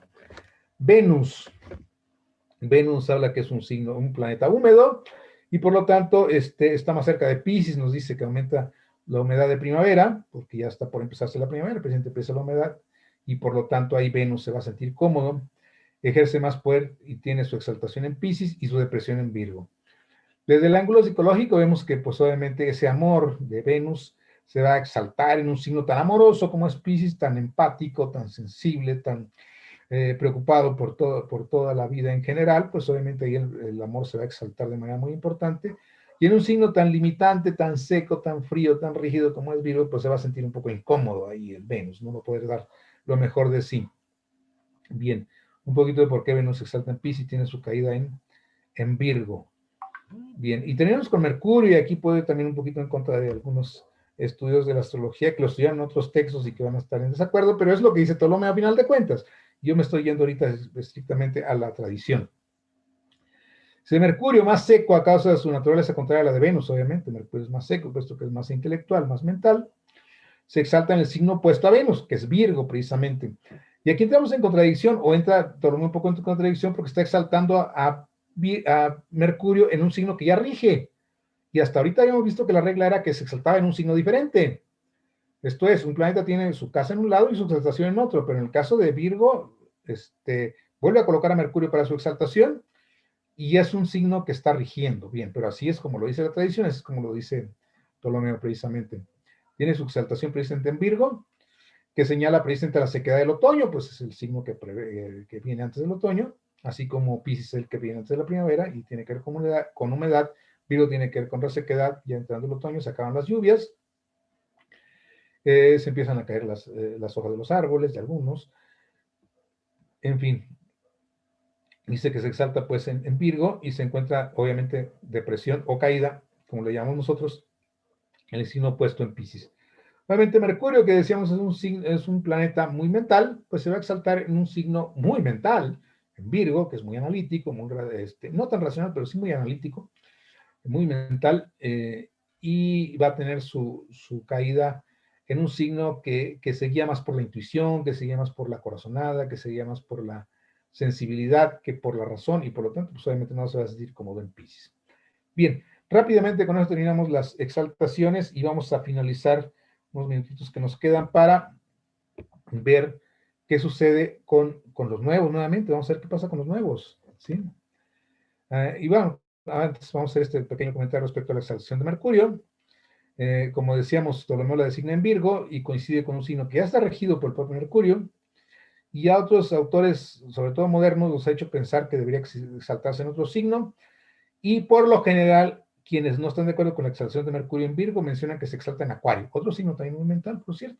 Entonces ahí se va a sentir también muy cómodo Mercurio en Acuario, y según algunos podría ser su exaltación. Obviamente, si seguimos con la tradición, tendría que caer en Leo, y pues ahí a lo mejor no checa tanto, pero en fin, también hay quienes dicen que ya no necesariamente tiene que caer en el signo opuesto, que hay otros, hay muchos teorías modernas, algunas pueden prosperar, otras la verdad son inventos, en una era que vivimos de que todo el mundo tiene opinión, porque todo el mundo puede tener una página ahí en internet, y entonces todas las opiniones se pueden escuchar por ahí, y no por eso todas son muy válidas. Pero bueno, esa es la democracia de la red, que todo el mundo puede opinar, todo el mundo puede decir, todo el mundo puede subir, y después, lo difícil es que demuestre, pero por lo general la gente no pide demostración, simplemente es que lo dijo fulanito ahí en la red y eso debe ser dogma. Cuidado con eso. Todos esos son datos nada más para la reflexión. Sí, ok. Como digo aquí respecto a los planetas modernos, aún hay muchas controversias si se exaltan, si no se exaltan y dónde se exaltan. Y hay quien dice, y esto me parece muy interesante, que siendo planetas transpersonales, no deben seguir las mismas reglas que los planetas tradicionales o personales. Esto es algo que me parece muy valioso. Sí, como digo, todo el mundo sube cosas, algunas son valiosas, no todas. Y esta me pareció muy valiosa. Planetas que tienen que ver con generaciones completas tendrían la posibilidad de tener una regencia que nos habla de la forma en que somos, de la personalidad.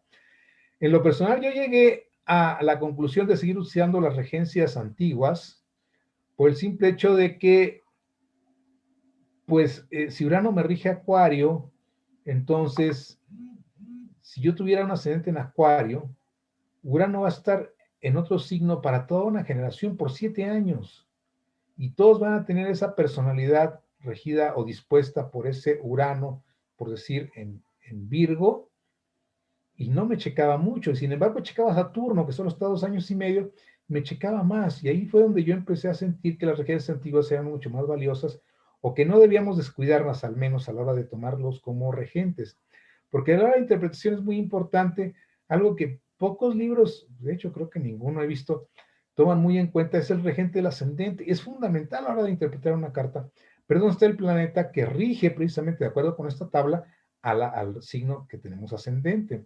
Esto es, si yo tengo un ascendente en Virgo, busco a mi Mercurio como regente de mi ascendente.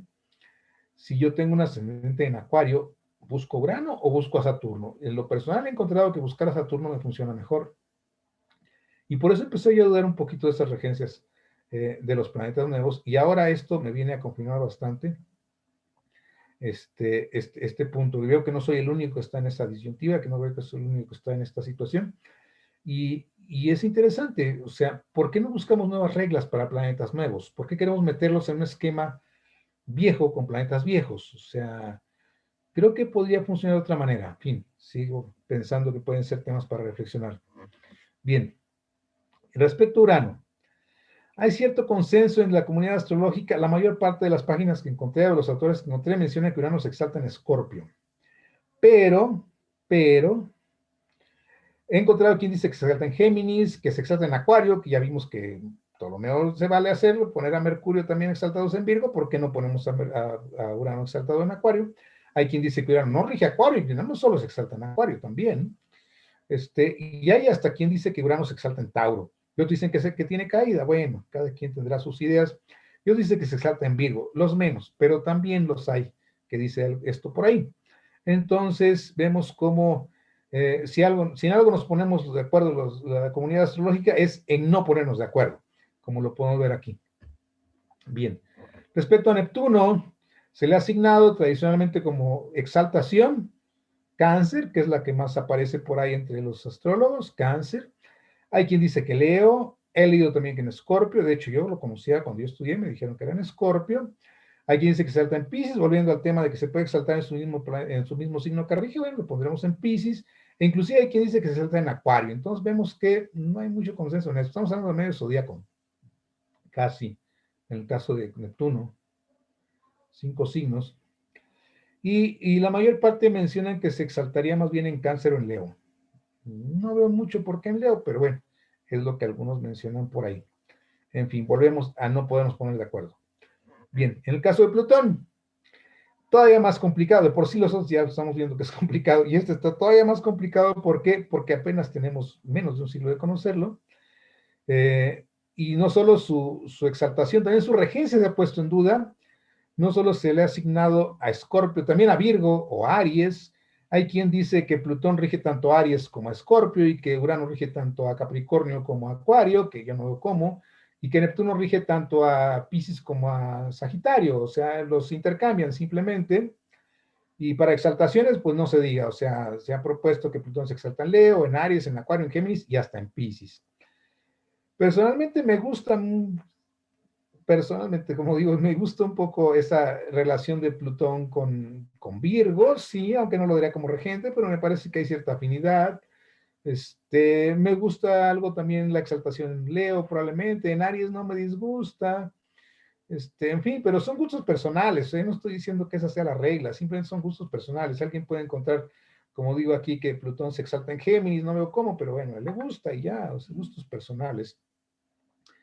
En fin, bueno, como vemos, este tema, ya vimos cómo es la tabla, cómo funcionan las cosas en la antigüedad, qué irrumpió por ahí en los últimos siglos, qué desorden nos ha hecho con la tabla de dignidades y debilidades, algunas propuestas que estas me parecen muy interesantes, según la tradición, así es como quedaría la tabla de dignidades y debilidades, los signos, su domicilio, su exaltación, su destierro, que es el opuesto al domicilio, y su caída, que es el opuesto a la exaltación.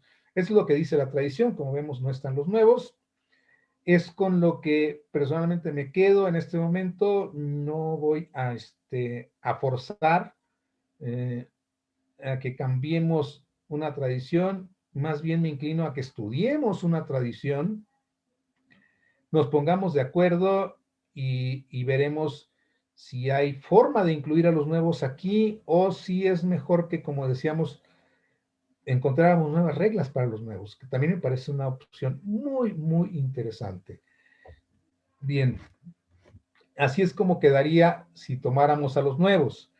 En la parte de adentro tenemos las caídas, en la parte de afuera tenemos las exaltaciones, pero ya incluyendo los nuevos, y más o menos con las que yo estoy familiarizado o estuve familiarizado cuando yo estudié astrología, por eso los dejé ahí. Neptuno exaltado en Escorpio, Plutón exaltado en Leo, que cuando estudié todavía no sé que no se animaban a decirlo, pero hay muchos autores que coinciden en eso. Urano exaltado en Géminis, obviamente en caída Urano en Sagitario, en caída Plutón en Acuario y en caída Neptuno en Tauro. No digo que esas son las que yo estudié, son las que yo crecí, son las que yo estuve de acuerdo mucho tiempo también, entonces las comparto. No soy el único, como ven, aquí hay otro autor que también menciona las mismas exaltaciones y las mismas caídas que yo estudié. Pero sí creo que es momento de ponernos a pensar un poquito las cosas, a repensarlas, analizarlas, estudiarlas y a replantearlas, a ver qué otra cosa, con qué otra cosa podemos salir. Estamos en una era de muchas innovaciones y creo que la astrología también debe prestarse un poquito a esas innovaciones, no solo en cuanto a meter más planetas, sino en cuanto a reordenarnos, ¿sí?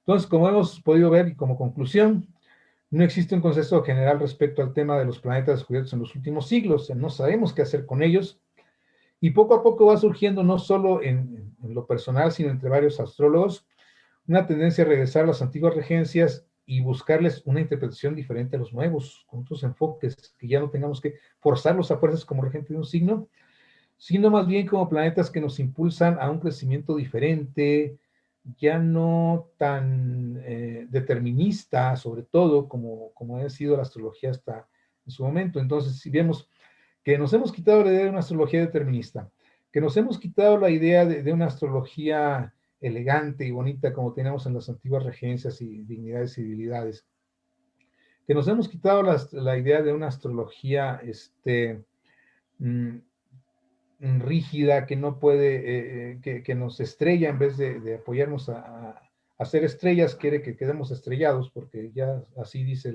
el horóscopo y así tenemos que ser.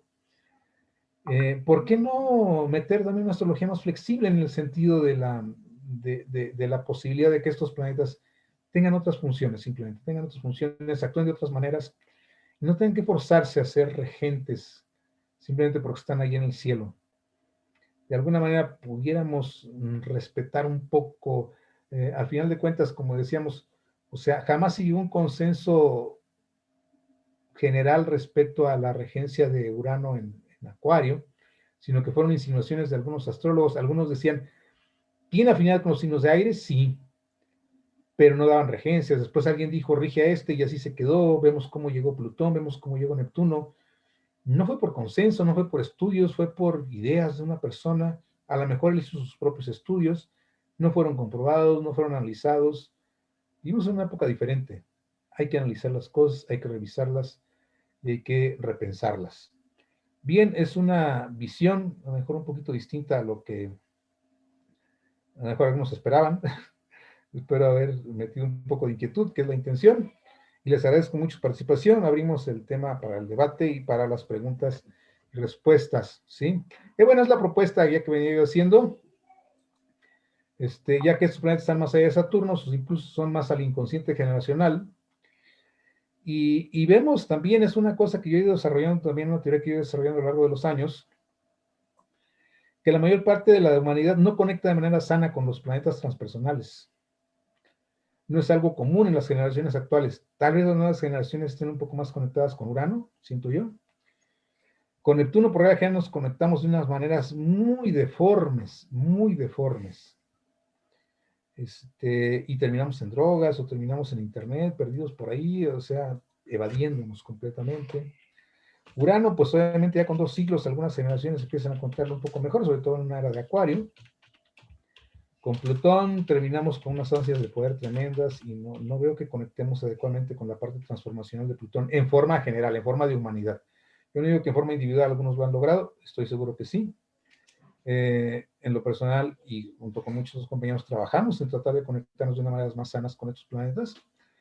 En cierta medida lo vamos logrando, obviamente, por efecto de la disciplina del trabajo, pero en general como humanidad creo que nos falta mucho todavía. En fin, es una propuesta que tengo yo por aquí. Y bueno, aquí vemos precisamente en esta imagen, no les parece que hay algo raro por ahí, está Urano al lado izquierdo, Neptuno en medio prácticamente, y del lado derecho aparece un pequeño planeta que es precisamente Plutón, como vemos pequeño, y hay otro más allá que es Eris, vemos cómo es más grande Plutón, y sin embargo este todavía no lo tomamos muy en cuenta, habría que irlo integrando, igual con otro que ya mencioné por ahí, Sedna, que vale la pena irlos metiendo también, no como regentes de algo, pero sí como influencias que vale la pena estudiar. Bien, muchas gracias. Insisto, dejamos abierto el derecho de palabra. Vamos a ver qué nos dice. ¿Alguien está pendiente por aquí el chat que nos haga favor? Sí, sí, muchas gracias, Miguel, por tu investigación muy interesante. Pues, si quieren hacer alguna pregunta abiertamente, os leo las que han puesto, que creo que no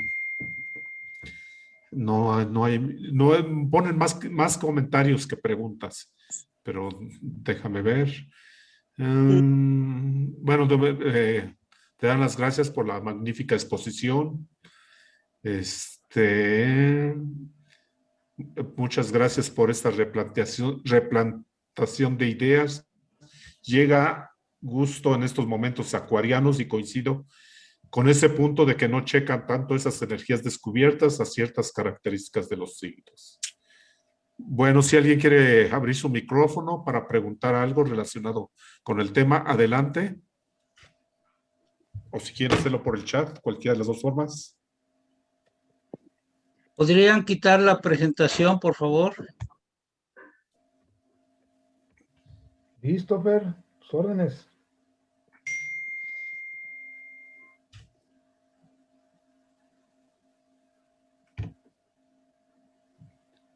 Bueno, ¿alguien quiere comentar algo? Viene una pregunta, adelante.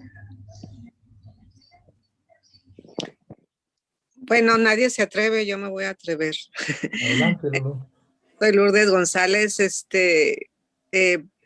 pues yo realmente soy nueva y estoy tratando, bueno, cada vez comprendo un poco más de lo que se trata la astrología.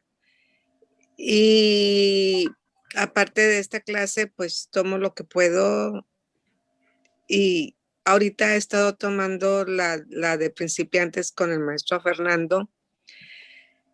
Y sí, ahorita me costó, mi cabeza estaba una revolución total tratando de captar.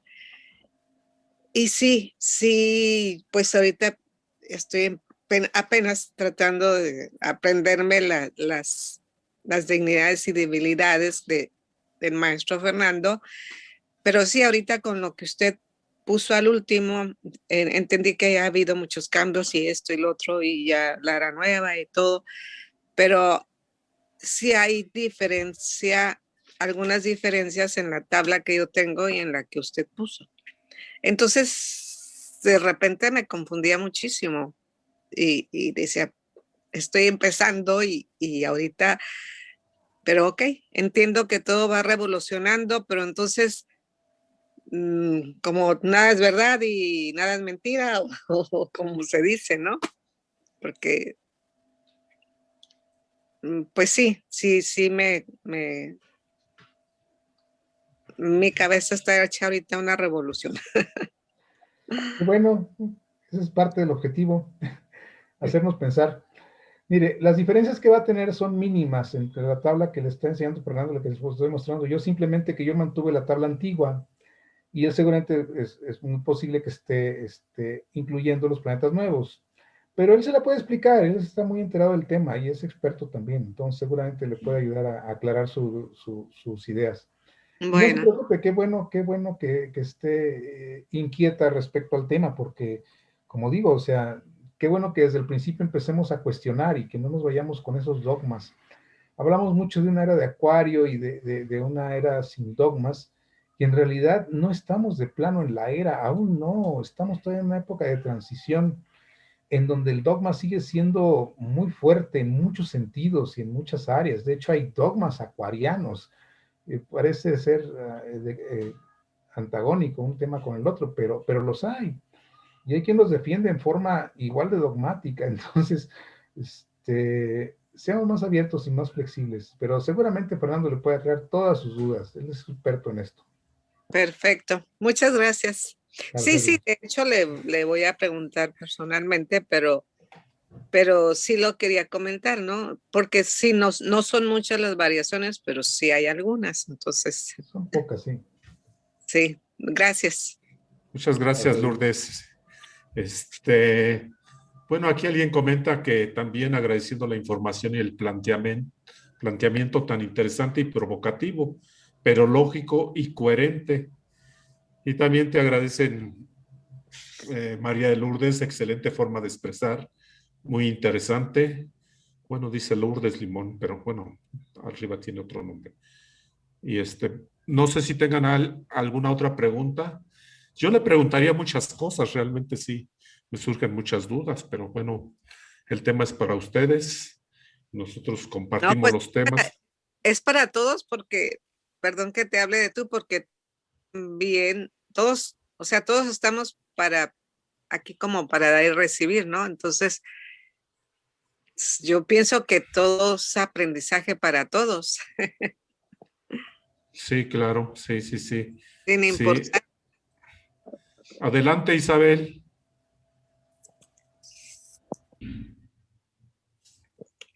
A ver, Isabel, ¿qué Isabel nos dice García, de los adelante. transpersonales? Dice, yo quiero preguntar de los planetas transpersonales. ¿Pero qué quiere preguntar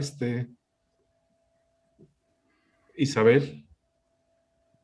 Puede tomar el micrófono si gusta. Ah, es que dice que su internet no está muy bien. Muy bien, leemos su pregunta en el chat, no hay problema. Sí, sí. Si quiere expresar qué es lo que quiere preguntar de los planes transpersonales.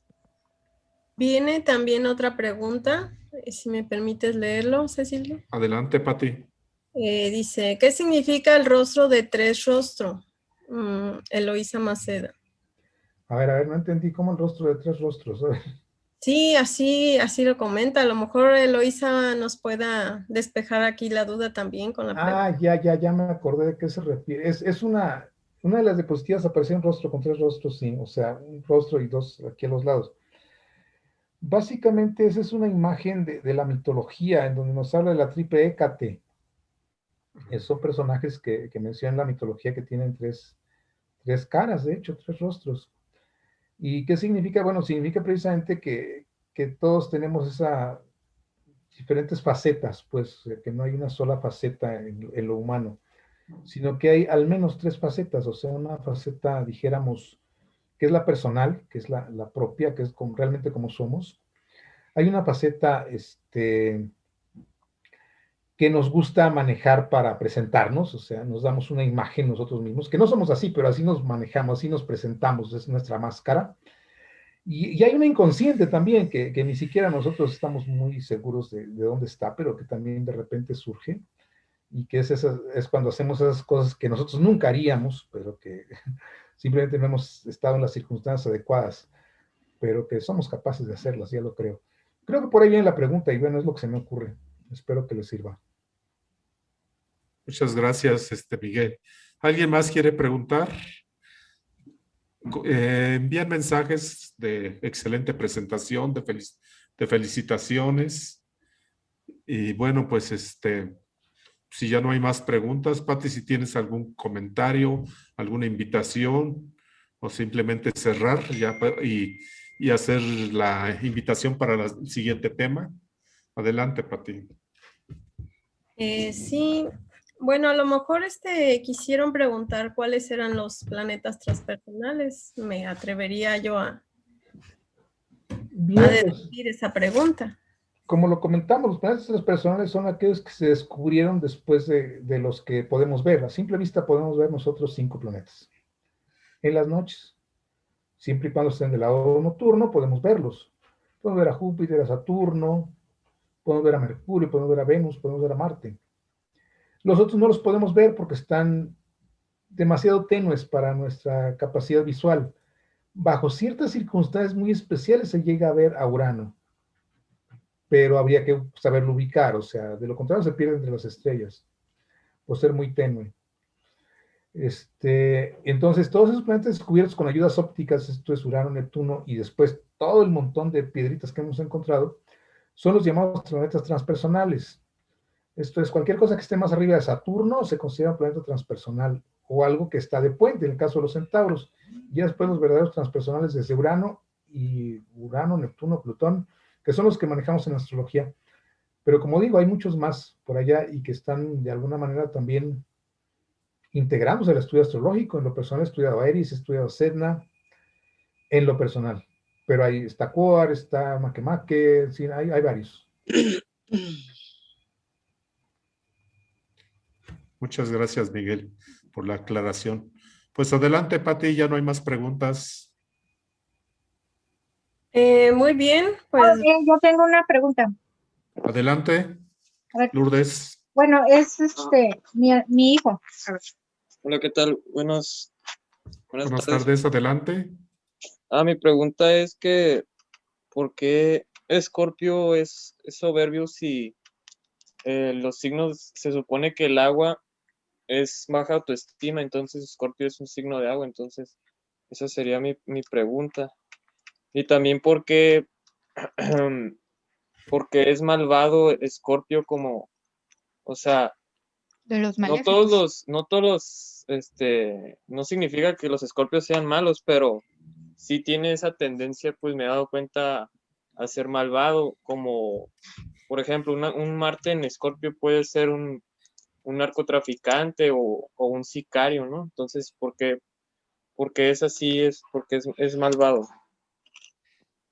Bueno, muy buena pregunta, por cierto, gracias. Yo diría que Scorpio es más consciente de lo que es capaz. O sea, un asesino en serie puede ser un Piscis, y sería un excelente asesino en serie, porque pueden ser muy fríos los Piscis, extremadamente fríos. ¿Sí? No hay más que ver la imagen, la mirada de un pez. O sea, un pez es frío, un tiburón sin ninguna emoción le arranca un pedazo, ¿sí? Ok, entonces esa frialdad puede ser de Piscis, o sea, los signos de agua no están exentos de esa frialdad, sobre todo Piscis, Escorpio, por eso pueden ser crueles. Sí, ahora, Escorpio yo diría que es más consciente de que es capaz de hacer cosas que los demás no creen que puedan hacer, pero todos lo podemos hacer, todos. Entonces, más bien es la conciencia. Ahora, Escorpio es intenso, no es cruel, es intenso. ¿Es capaz de pensar cosas muy crueles? Sí, porque es más consciente que puede pensar cosas muy crueles. Pero en general todos podemos, lo que pasa es que nos da miedo, y a Escorpio no le da miedo meterse a esos terrenos. Ahora, es soberbio, bueno, al final de cuentas los 4 signos fijos tienen lo suyo de soberbia, en diferentes áreas, Entonces, ya sea Tauro, o sea Acuario, o Leo, todos tienen esa parte más fuerte que los demás a lo mejor, pero a final de cuentas todas las posibilidades están presentes en todos los signos. Es difícil encuadrar, dijéramos, en una sola idea a los signos. Todos somos capaces de todo. Algunos son más conscientes de que lo son, como es el caso de Escorpio, porque no le temen meterse a esa parte oscura de su propia naturaleza. Y en cuanto a soberbia, pues en general todos somos capaces de eso. Y los signos fijos, pues tendemos un poquito más a eso, ya sea Acuario, o sea Escorpio, o sea Leo, el que sea, Tauro también. Gracias, Miguel. Hay otra pregunta de Día Ávila. Sí, Dice, yo tengo duda, ¿qué diferencia hay entre exilio y caída en cuanto a las regencias? Sí, o sea, las regencias es que cada planeta afina con un signo, es su regente. De hecho, afina con dos, como veíamos, es su regente, excepto Cáncer y Leo, que están con el Sol y la Luna. Es la regencia. En cuanto a lo que quiere decir, o sea, tal vez la pregunta sea en cuanto al enfoque psicológico, o sea, en cuanto a regencia, el planeta está cómodo, lo que yo decía, pero el planeta puede funcionar en un sentido o en otro porque está en su regencia. O sea, Marte en Aries puede ser violento o puede ser noble porque está en su regencia. Marte en Capricornio es noble. O sea, ahí en la exaltación solo puede dar la parte buena y en la regencia puede dar cualquiera. Esa vería yo como la diferencia. En caída el planeta se siente incómodo, la energía no fluye. Vamos, un Marte en Cáncer le cuesta trabajo ser asertivo, le cuesta trabajo ser tan directo como lo sería en Capricornio. Vamos, ahí se le dificulta un poco. O puede ser demasiado directo, demasiado intenso y muy emocional y no controlarse, a diferencia de Capricornio, que Marte en Capricornio es muy controlado, muy enfocado, y esa es su exaltación, y en la caída no es nada controlado. Muchas gracias, Miguel. Adelante, Connie. Bueno, buenas tardes. La verdad yo ahorita le pensé mucho para pedir la palabra, pero como lo mostró Miguel, ¿no? Estamos, lo que hemos aprendido hasta el momento, yo también tengo poco de estar en esta astrología, lo hemos aprendido, pero por lo menos yo nunca me había cuestionado por qué se había dado así la asignación de los planetas. Con todo esto que mostró Miguel en esta presentación, yo me quedé así como que, wow, para poder entender lo nuevo, tengo que aprender lo anterior, ¿no? De dónde inició todo esto. Y a mí la verdad me deja una sensación de que de que tengo que seguir estudiando, pero desde el origen para poder entender lo actual. Entonces a mí se me hizo la verdad muy interesante y por ejemplo, yo no puedo plantear una pregunta como tal, pero sí tengo muchas incógnitas y para esto tengo que estudiar y tengo que seguir así, investigando, como dice Miguel, cómo era antes y cómo es ahora para poder entenderlo. Eso es lo que yo quería decir, ¿no? O sea, creo que por eso yo me siento así con esta sensación de que tengo muchas preguntas, pero como que todavía no las puedo aterrizar, ¿no? Pero me quedé con esta sensación de querer seguir aprendiendo y seguir investigando, porque normalmente, como dice Miguel, ¿no? Nosotros aceptamos un dogma, pero estamos en la era de conocimiento y de preguntar, bueno, pero ¿el por qué es así? Y yo no me lo había planteado. Entonces, ahorita con esta presentación, realmente me lo planteo así, ¿no?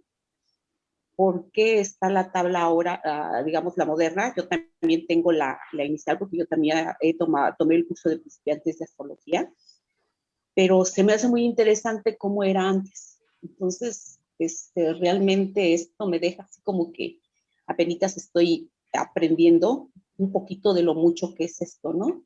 Y aprovecharlo más que nada, y como dice, ¿no? No casarme con una idea, sino de seguir aprendiendo más. La verdad, me quedé realmente motivada para seguir investigando y leyendo, y agradecer más que nada estas conferencias que de verdad me han sido de mucha ayuda. Gracias. Gracias, Connie. Pues efectivamente, yo recomiendo mucho que sigan leyendo, que sigan investigando, que se metan a chats en internet.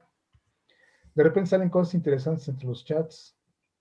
Igual aprendamos a desechar los puntos de vista a lo mejor muy tendenciosos o muy dogmáticos.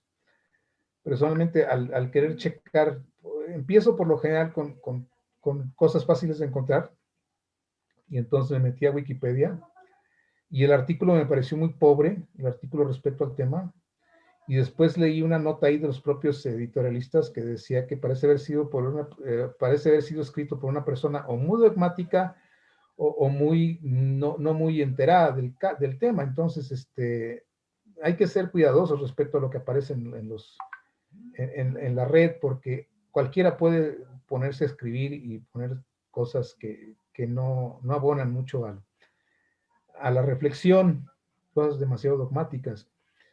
Pero si no leemos, pues no nos vamos a dar cuenta de eso y nos vamos a quedar nada más con una idea. Y una idea, si un autor lo dice y yo lo creo, eso a mí me huele a dogma, a mí.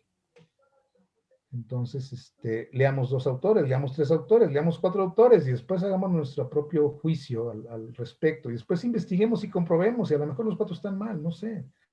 Pero es que hay que meternos. Y realmente leer a Ptolomeo a mí me parece fascinante. Es un libro que no es muy grueso. Los 4 libros están en un libro muy chiquito para los parámetros actuales. Y lo que les presenté son 2 parrafitos nada más. Realmente no llega ni siquiera a una página cada uno.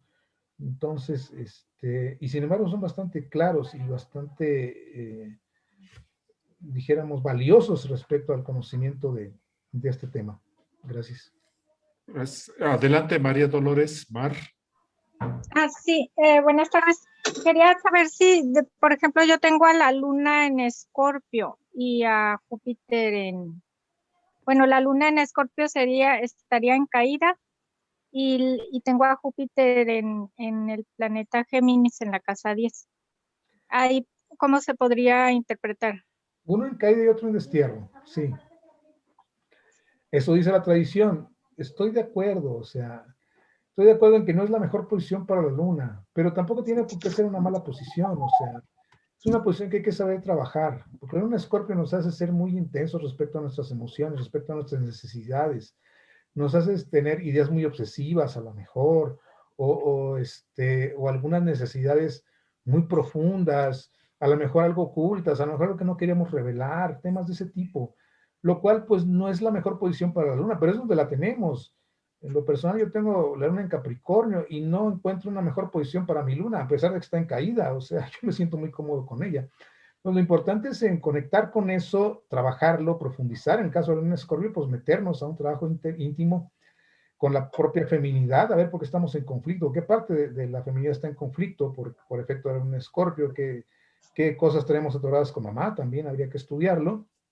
Y el caso de Júpiter en Géminis, bueno, a veces ese Júpiter en Géminis nos hace ser demasiado flexibles respecto a nuestras formas de pensar, respecto a tomar las cosas muy a la ligera. Entonces hay que ser un poquito más pensantes, más racionales simplemente. Pero no son malas posiciones, simplemente la tradición los coloca ahí en caída porque no es el signo con el que afinen muchos de esos planetas. Y es lo que tenemos y es con lo que hay que trabajar. O sea, no recuerdo ahorita si fue Demóstenes, aquel orador griego que empezó siendo tartamudo. Entonces era su naturaleza ser tartamudo y sin embargo terminó siendo un gran orador. Entonces, es cuestión de trabajar con lo que tenemos y no tratar de justificarnos o de encontrar ahí la excusa para ser como somos. Somos como somos, sí, pero podemos ser mejores versiones de nosotros mismos definitivamente. Y ese es nuestro objetivo, si no, pues qué caso tiene haber nacido, pues, o sea, si no venimos a trabajar, bueno, pues hay quien dice que venimos a disfrutar, pero bueno, creo que es también de disfrute se cansa uno. Entonces hay que aprender a balancear un poco la vida. Y parte de eso es el trabajo interior, el trabajo personal. Y sacarle brillo a eso que ya tenemos. Con eso llegamos y con eso vamos a trabajar. Y seguramente podemos hacer cosas fabulosas con esos planetas en caída, con esos planetas en destierro.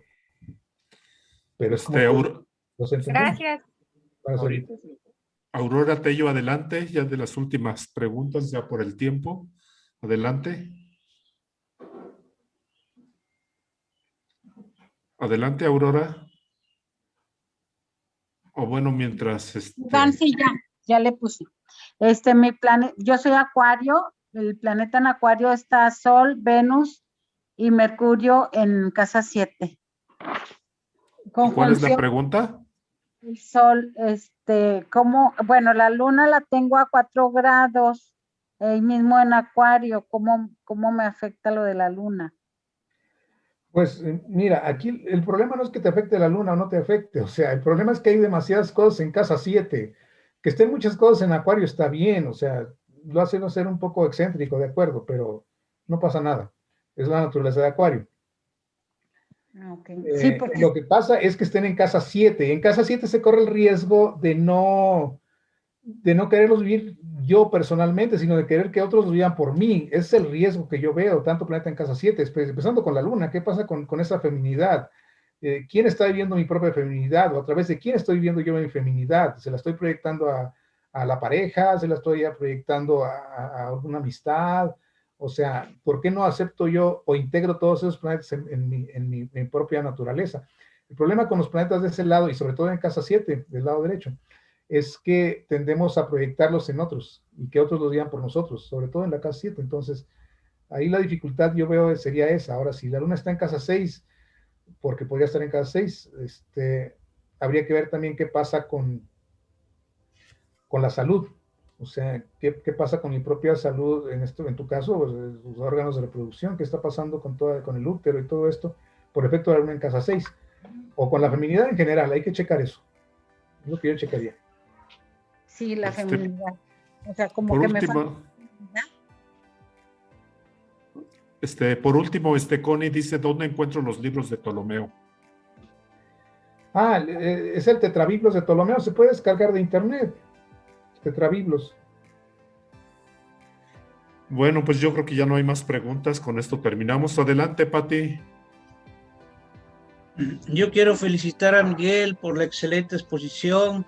Realmente solo planteó de los planetas nuevos, Urano, Neptuno y Plutón, la divergencia que hay entre unos astrólogos y otros, las propuestas, todo lo demás que dijo es lo que hemos trabajado siempre. Muchas gracias, Miguel, estuvo muy buena, y sobre todo el origen, todo lo de Ptolomeo, muy bueno. Gracias, Miguel. Adelante, Yolanda. Gracias. Gracias, maestro. Pues más que pregunta, yo nada más agradecer la exposición porque me quedó mucho más claro. A mí me confunde mucho esta parte de la exaltación, la caída, y esta parte, como fue explicándolo, de abajo las luminarias, los planetas que están como más cerca de las luminarias, que son más calientes, y en contraposición los planetas fríos, me quedó mucho más claro, y ahora entiendo por qué siempre encuentro como tablas diferentes de exaltación y caída de los planetas transpersonales, y me encantó la presentación, muchísimas gracias, y la cosquillita por buscar esos textos ptolomeicos. Qué bueno, adelante. Y espérate, o sea, si te sigues metiendo vas a encontrar que hay 3 regentes para cada signo, ¿no? Que el regente esotérico, en fin, es todo un mundo eso. Pero bueno, esto fue así lo de la astrología tradicional, nada más. Muchas gracias. Adelante, Pati, ahora sí. Bien, pues vamos a cerrar. Agradecemos mucho al profesor Miguel Aranda. Y bueno, a nombre del Colegio Internacional de Profesores, pues muchas gracias por la asistencia. Se ha publicado ahí en el chat. Tenemos un grupo oficial de Telegram y de WhatsApp para los que quieran. Lo voy a volver a poner ahora. Y bueno, los esperamos el próximo miércoles a la misma hora, el 10 de marzo, que será con el tema de la relación de los signos con sus casas, con la profesora Paola Bravo, que nos va a dar el tema y nos va a estar apoyando. Pues sería todo de parte del colegio. Muchas gracias. Hasta luego. Gracias. Buenas tardes. Gracias. Gracias, muchas gracias, Miguel. Gracias, buenas tardes. Todo personal del colegio. Muchas gracias, saludos. Gracias.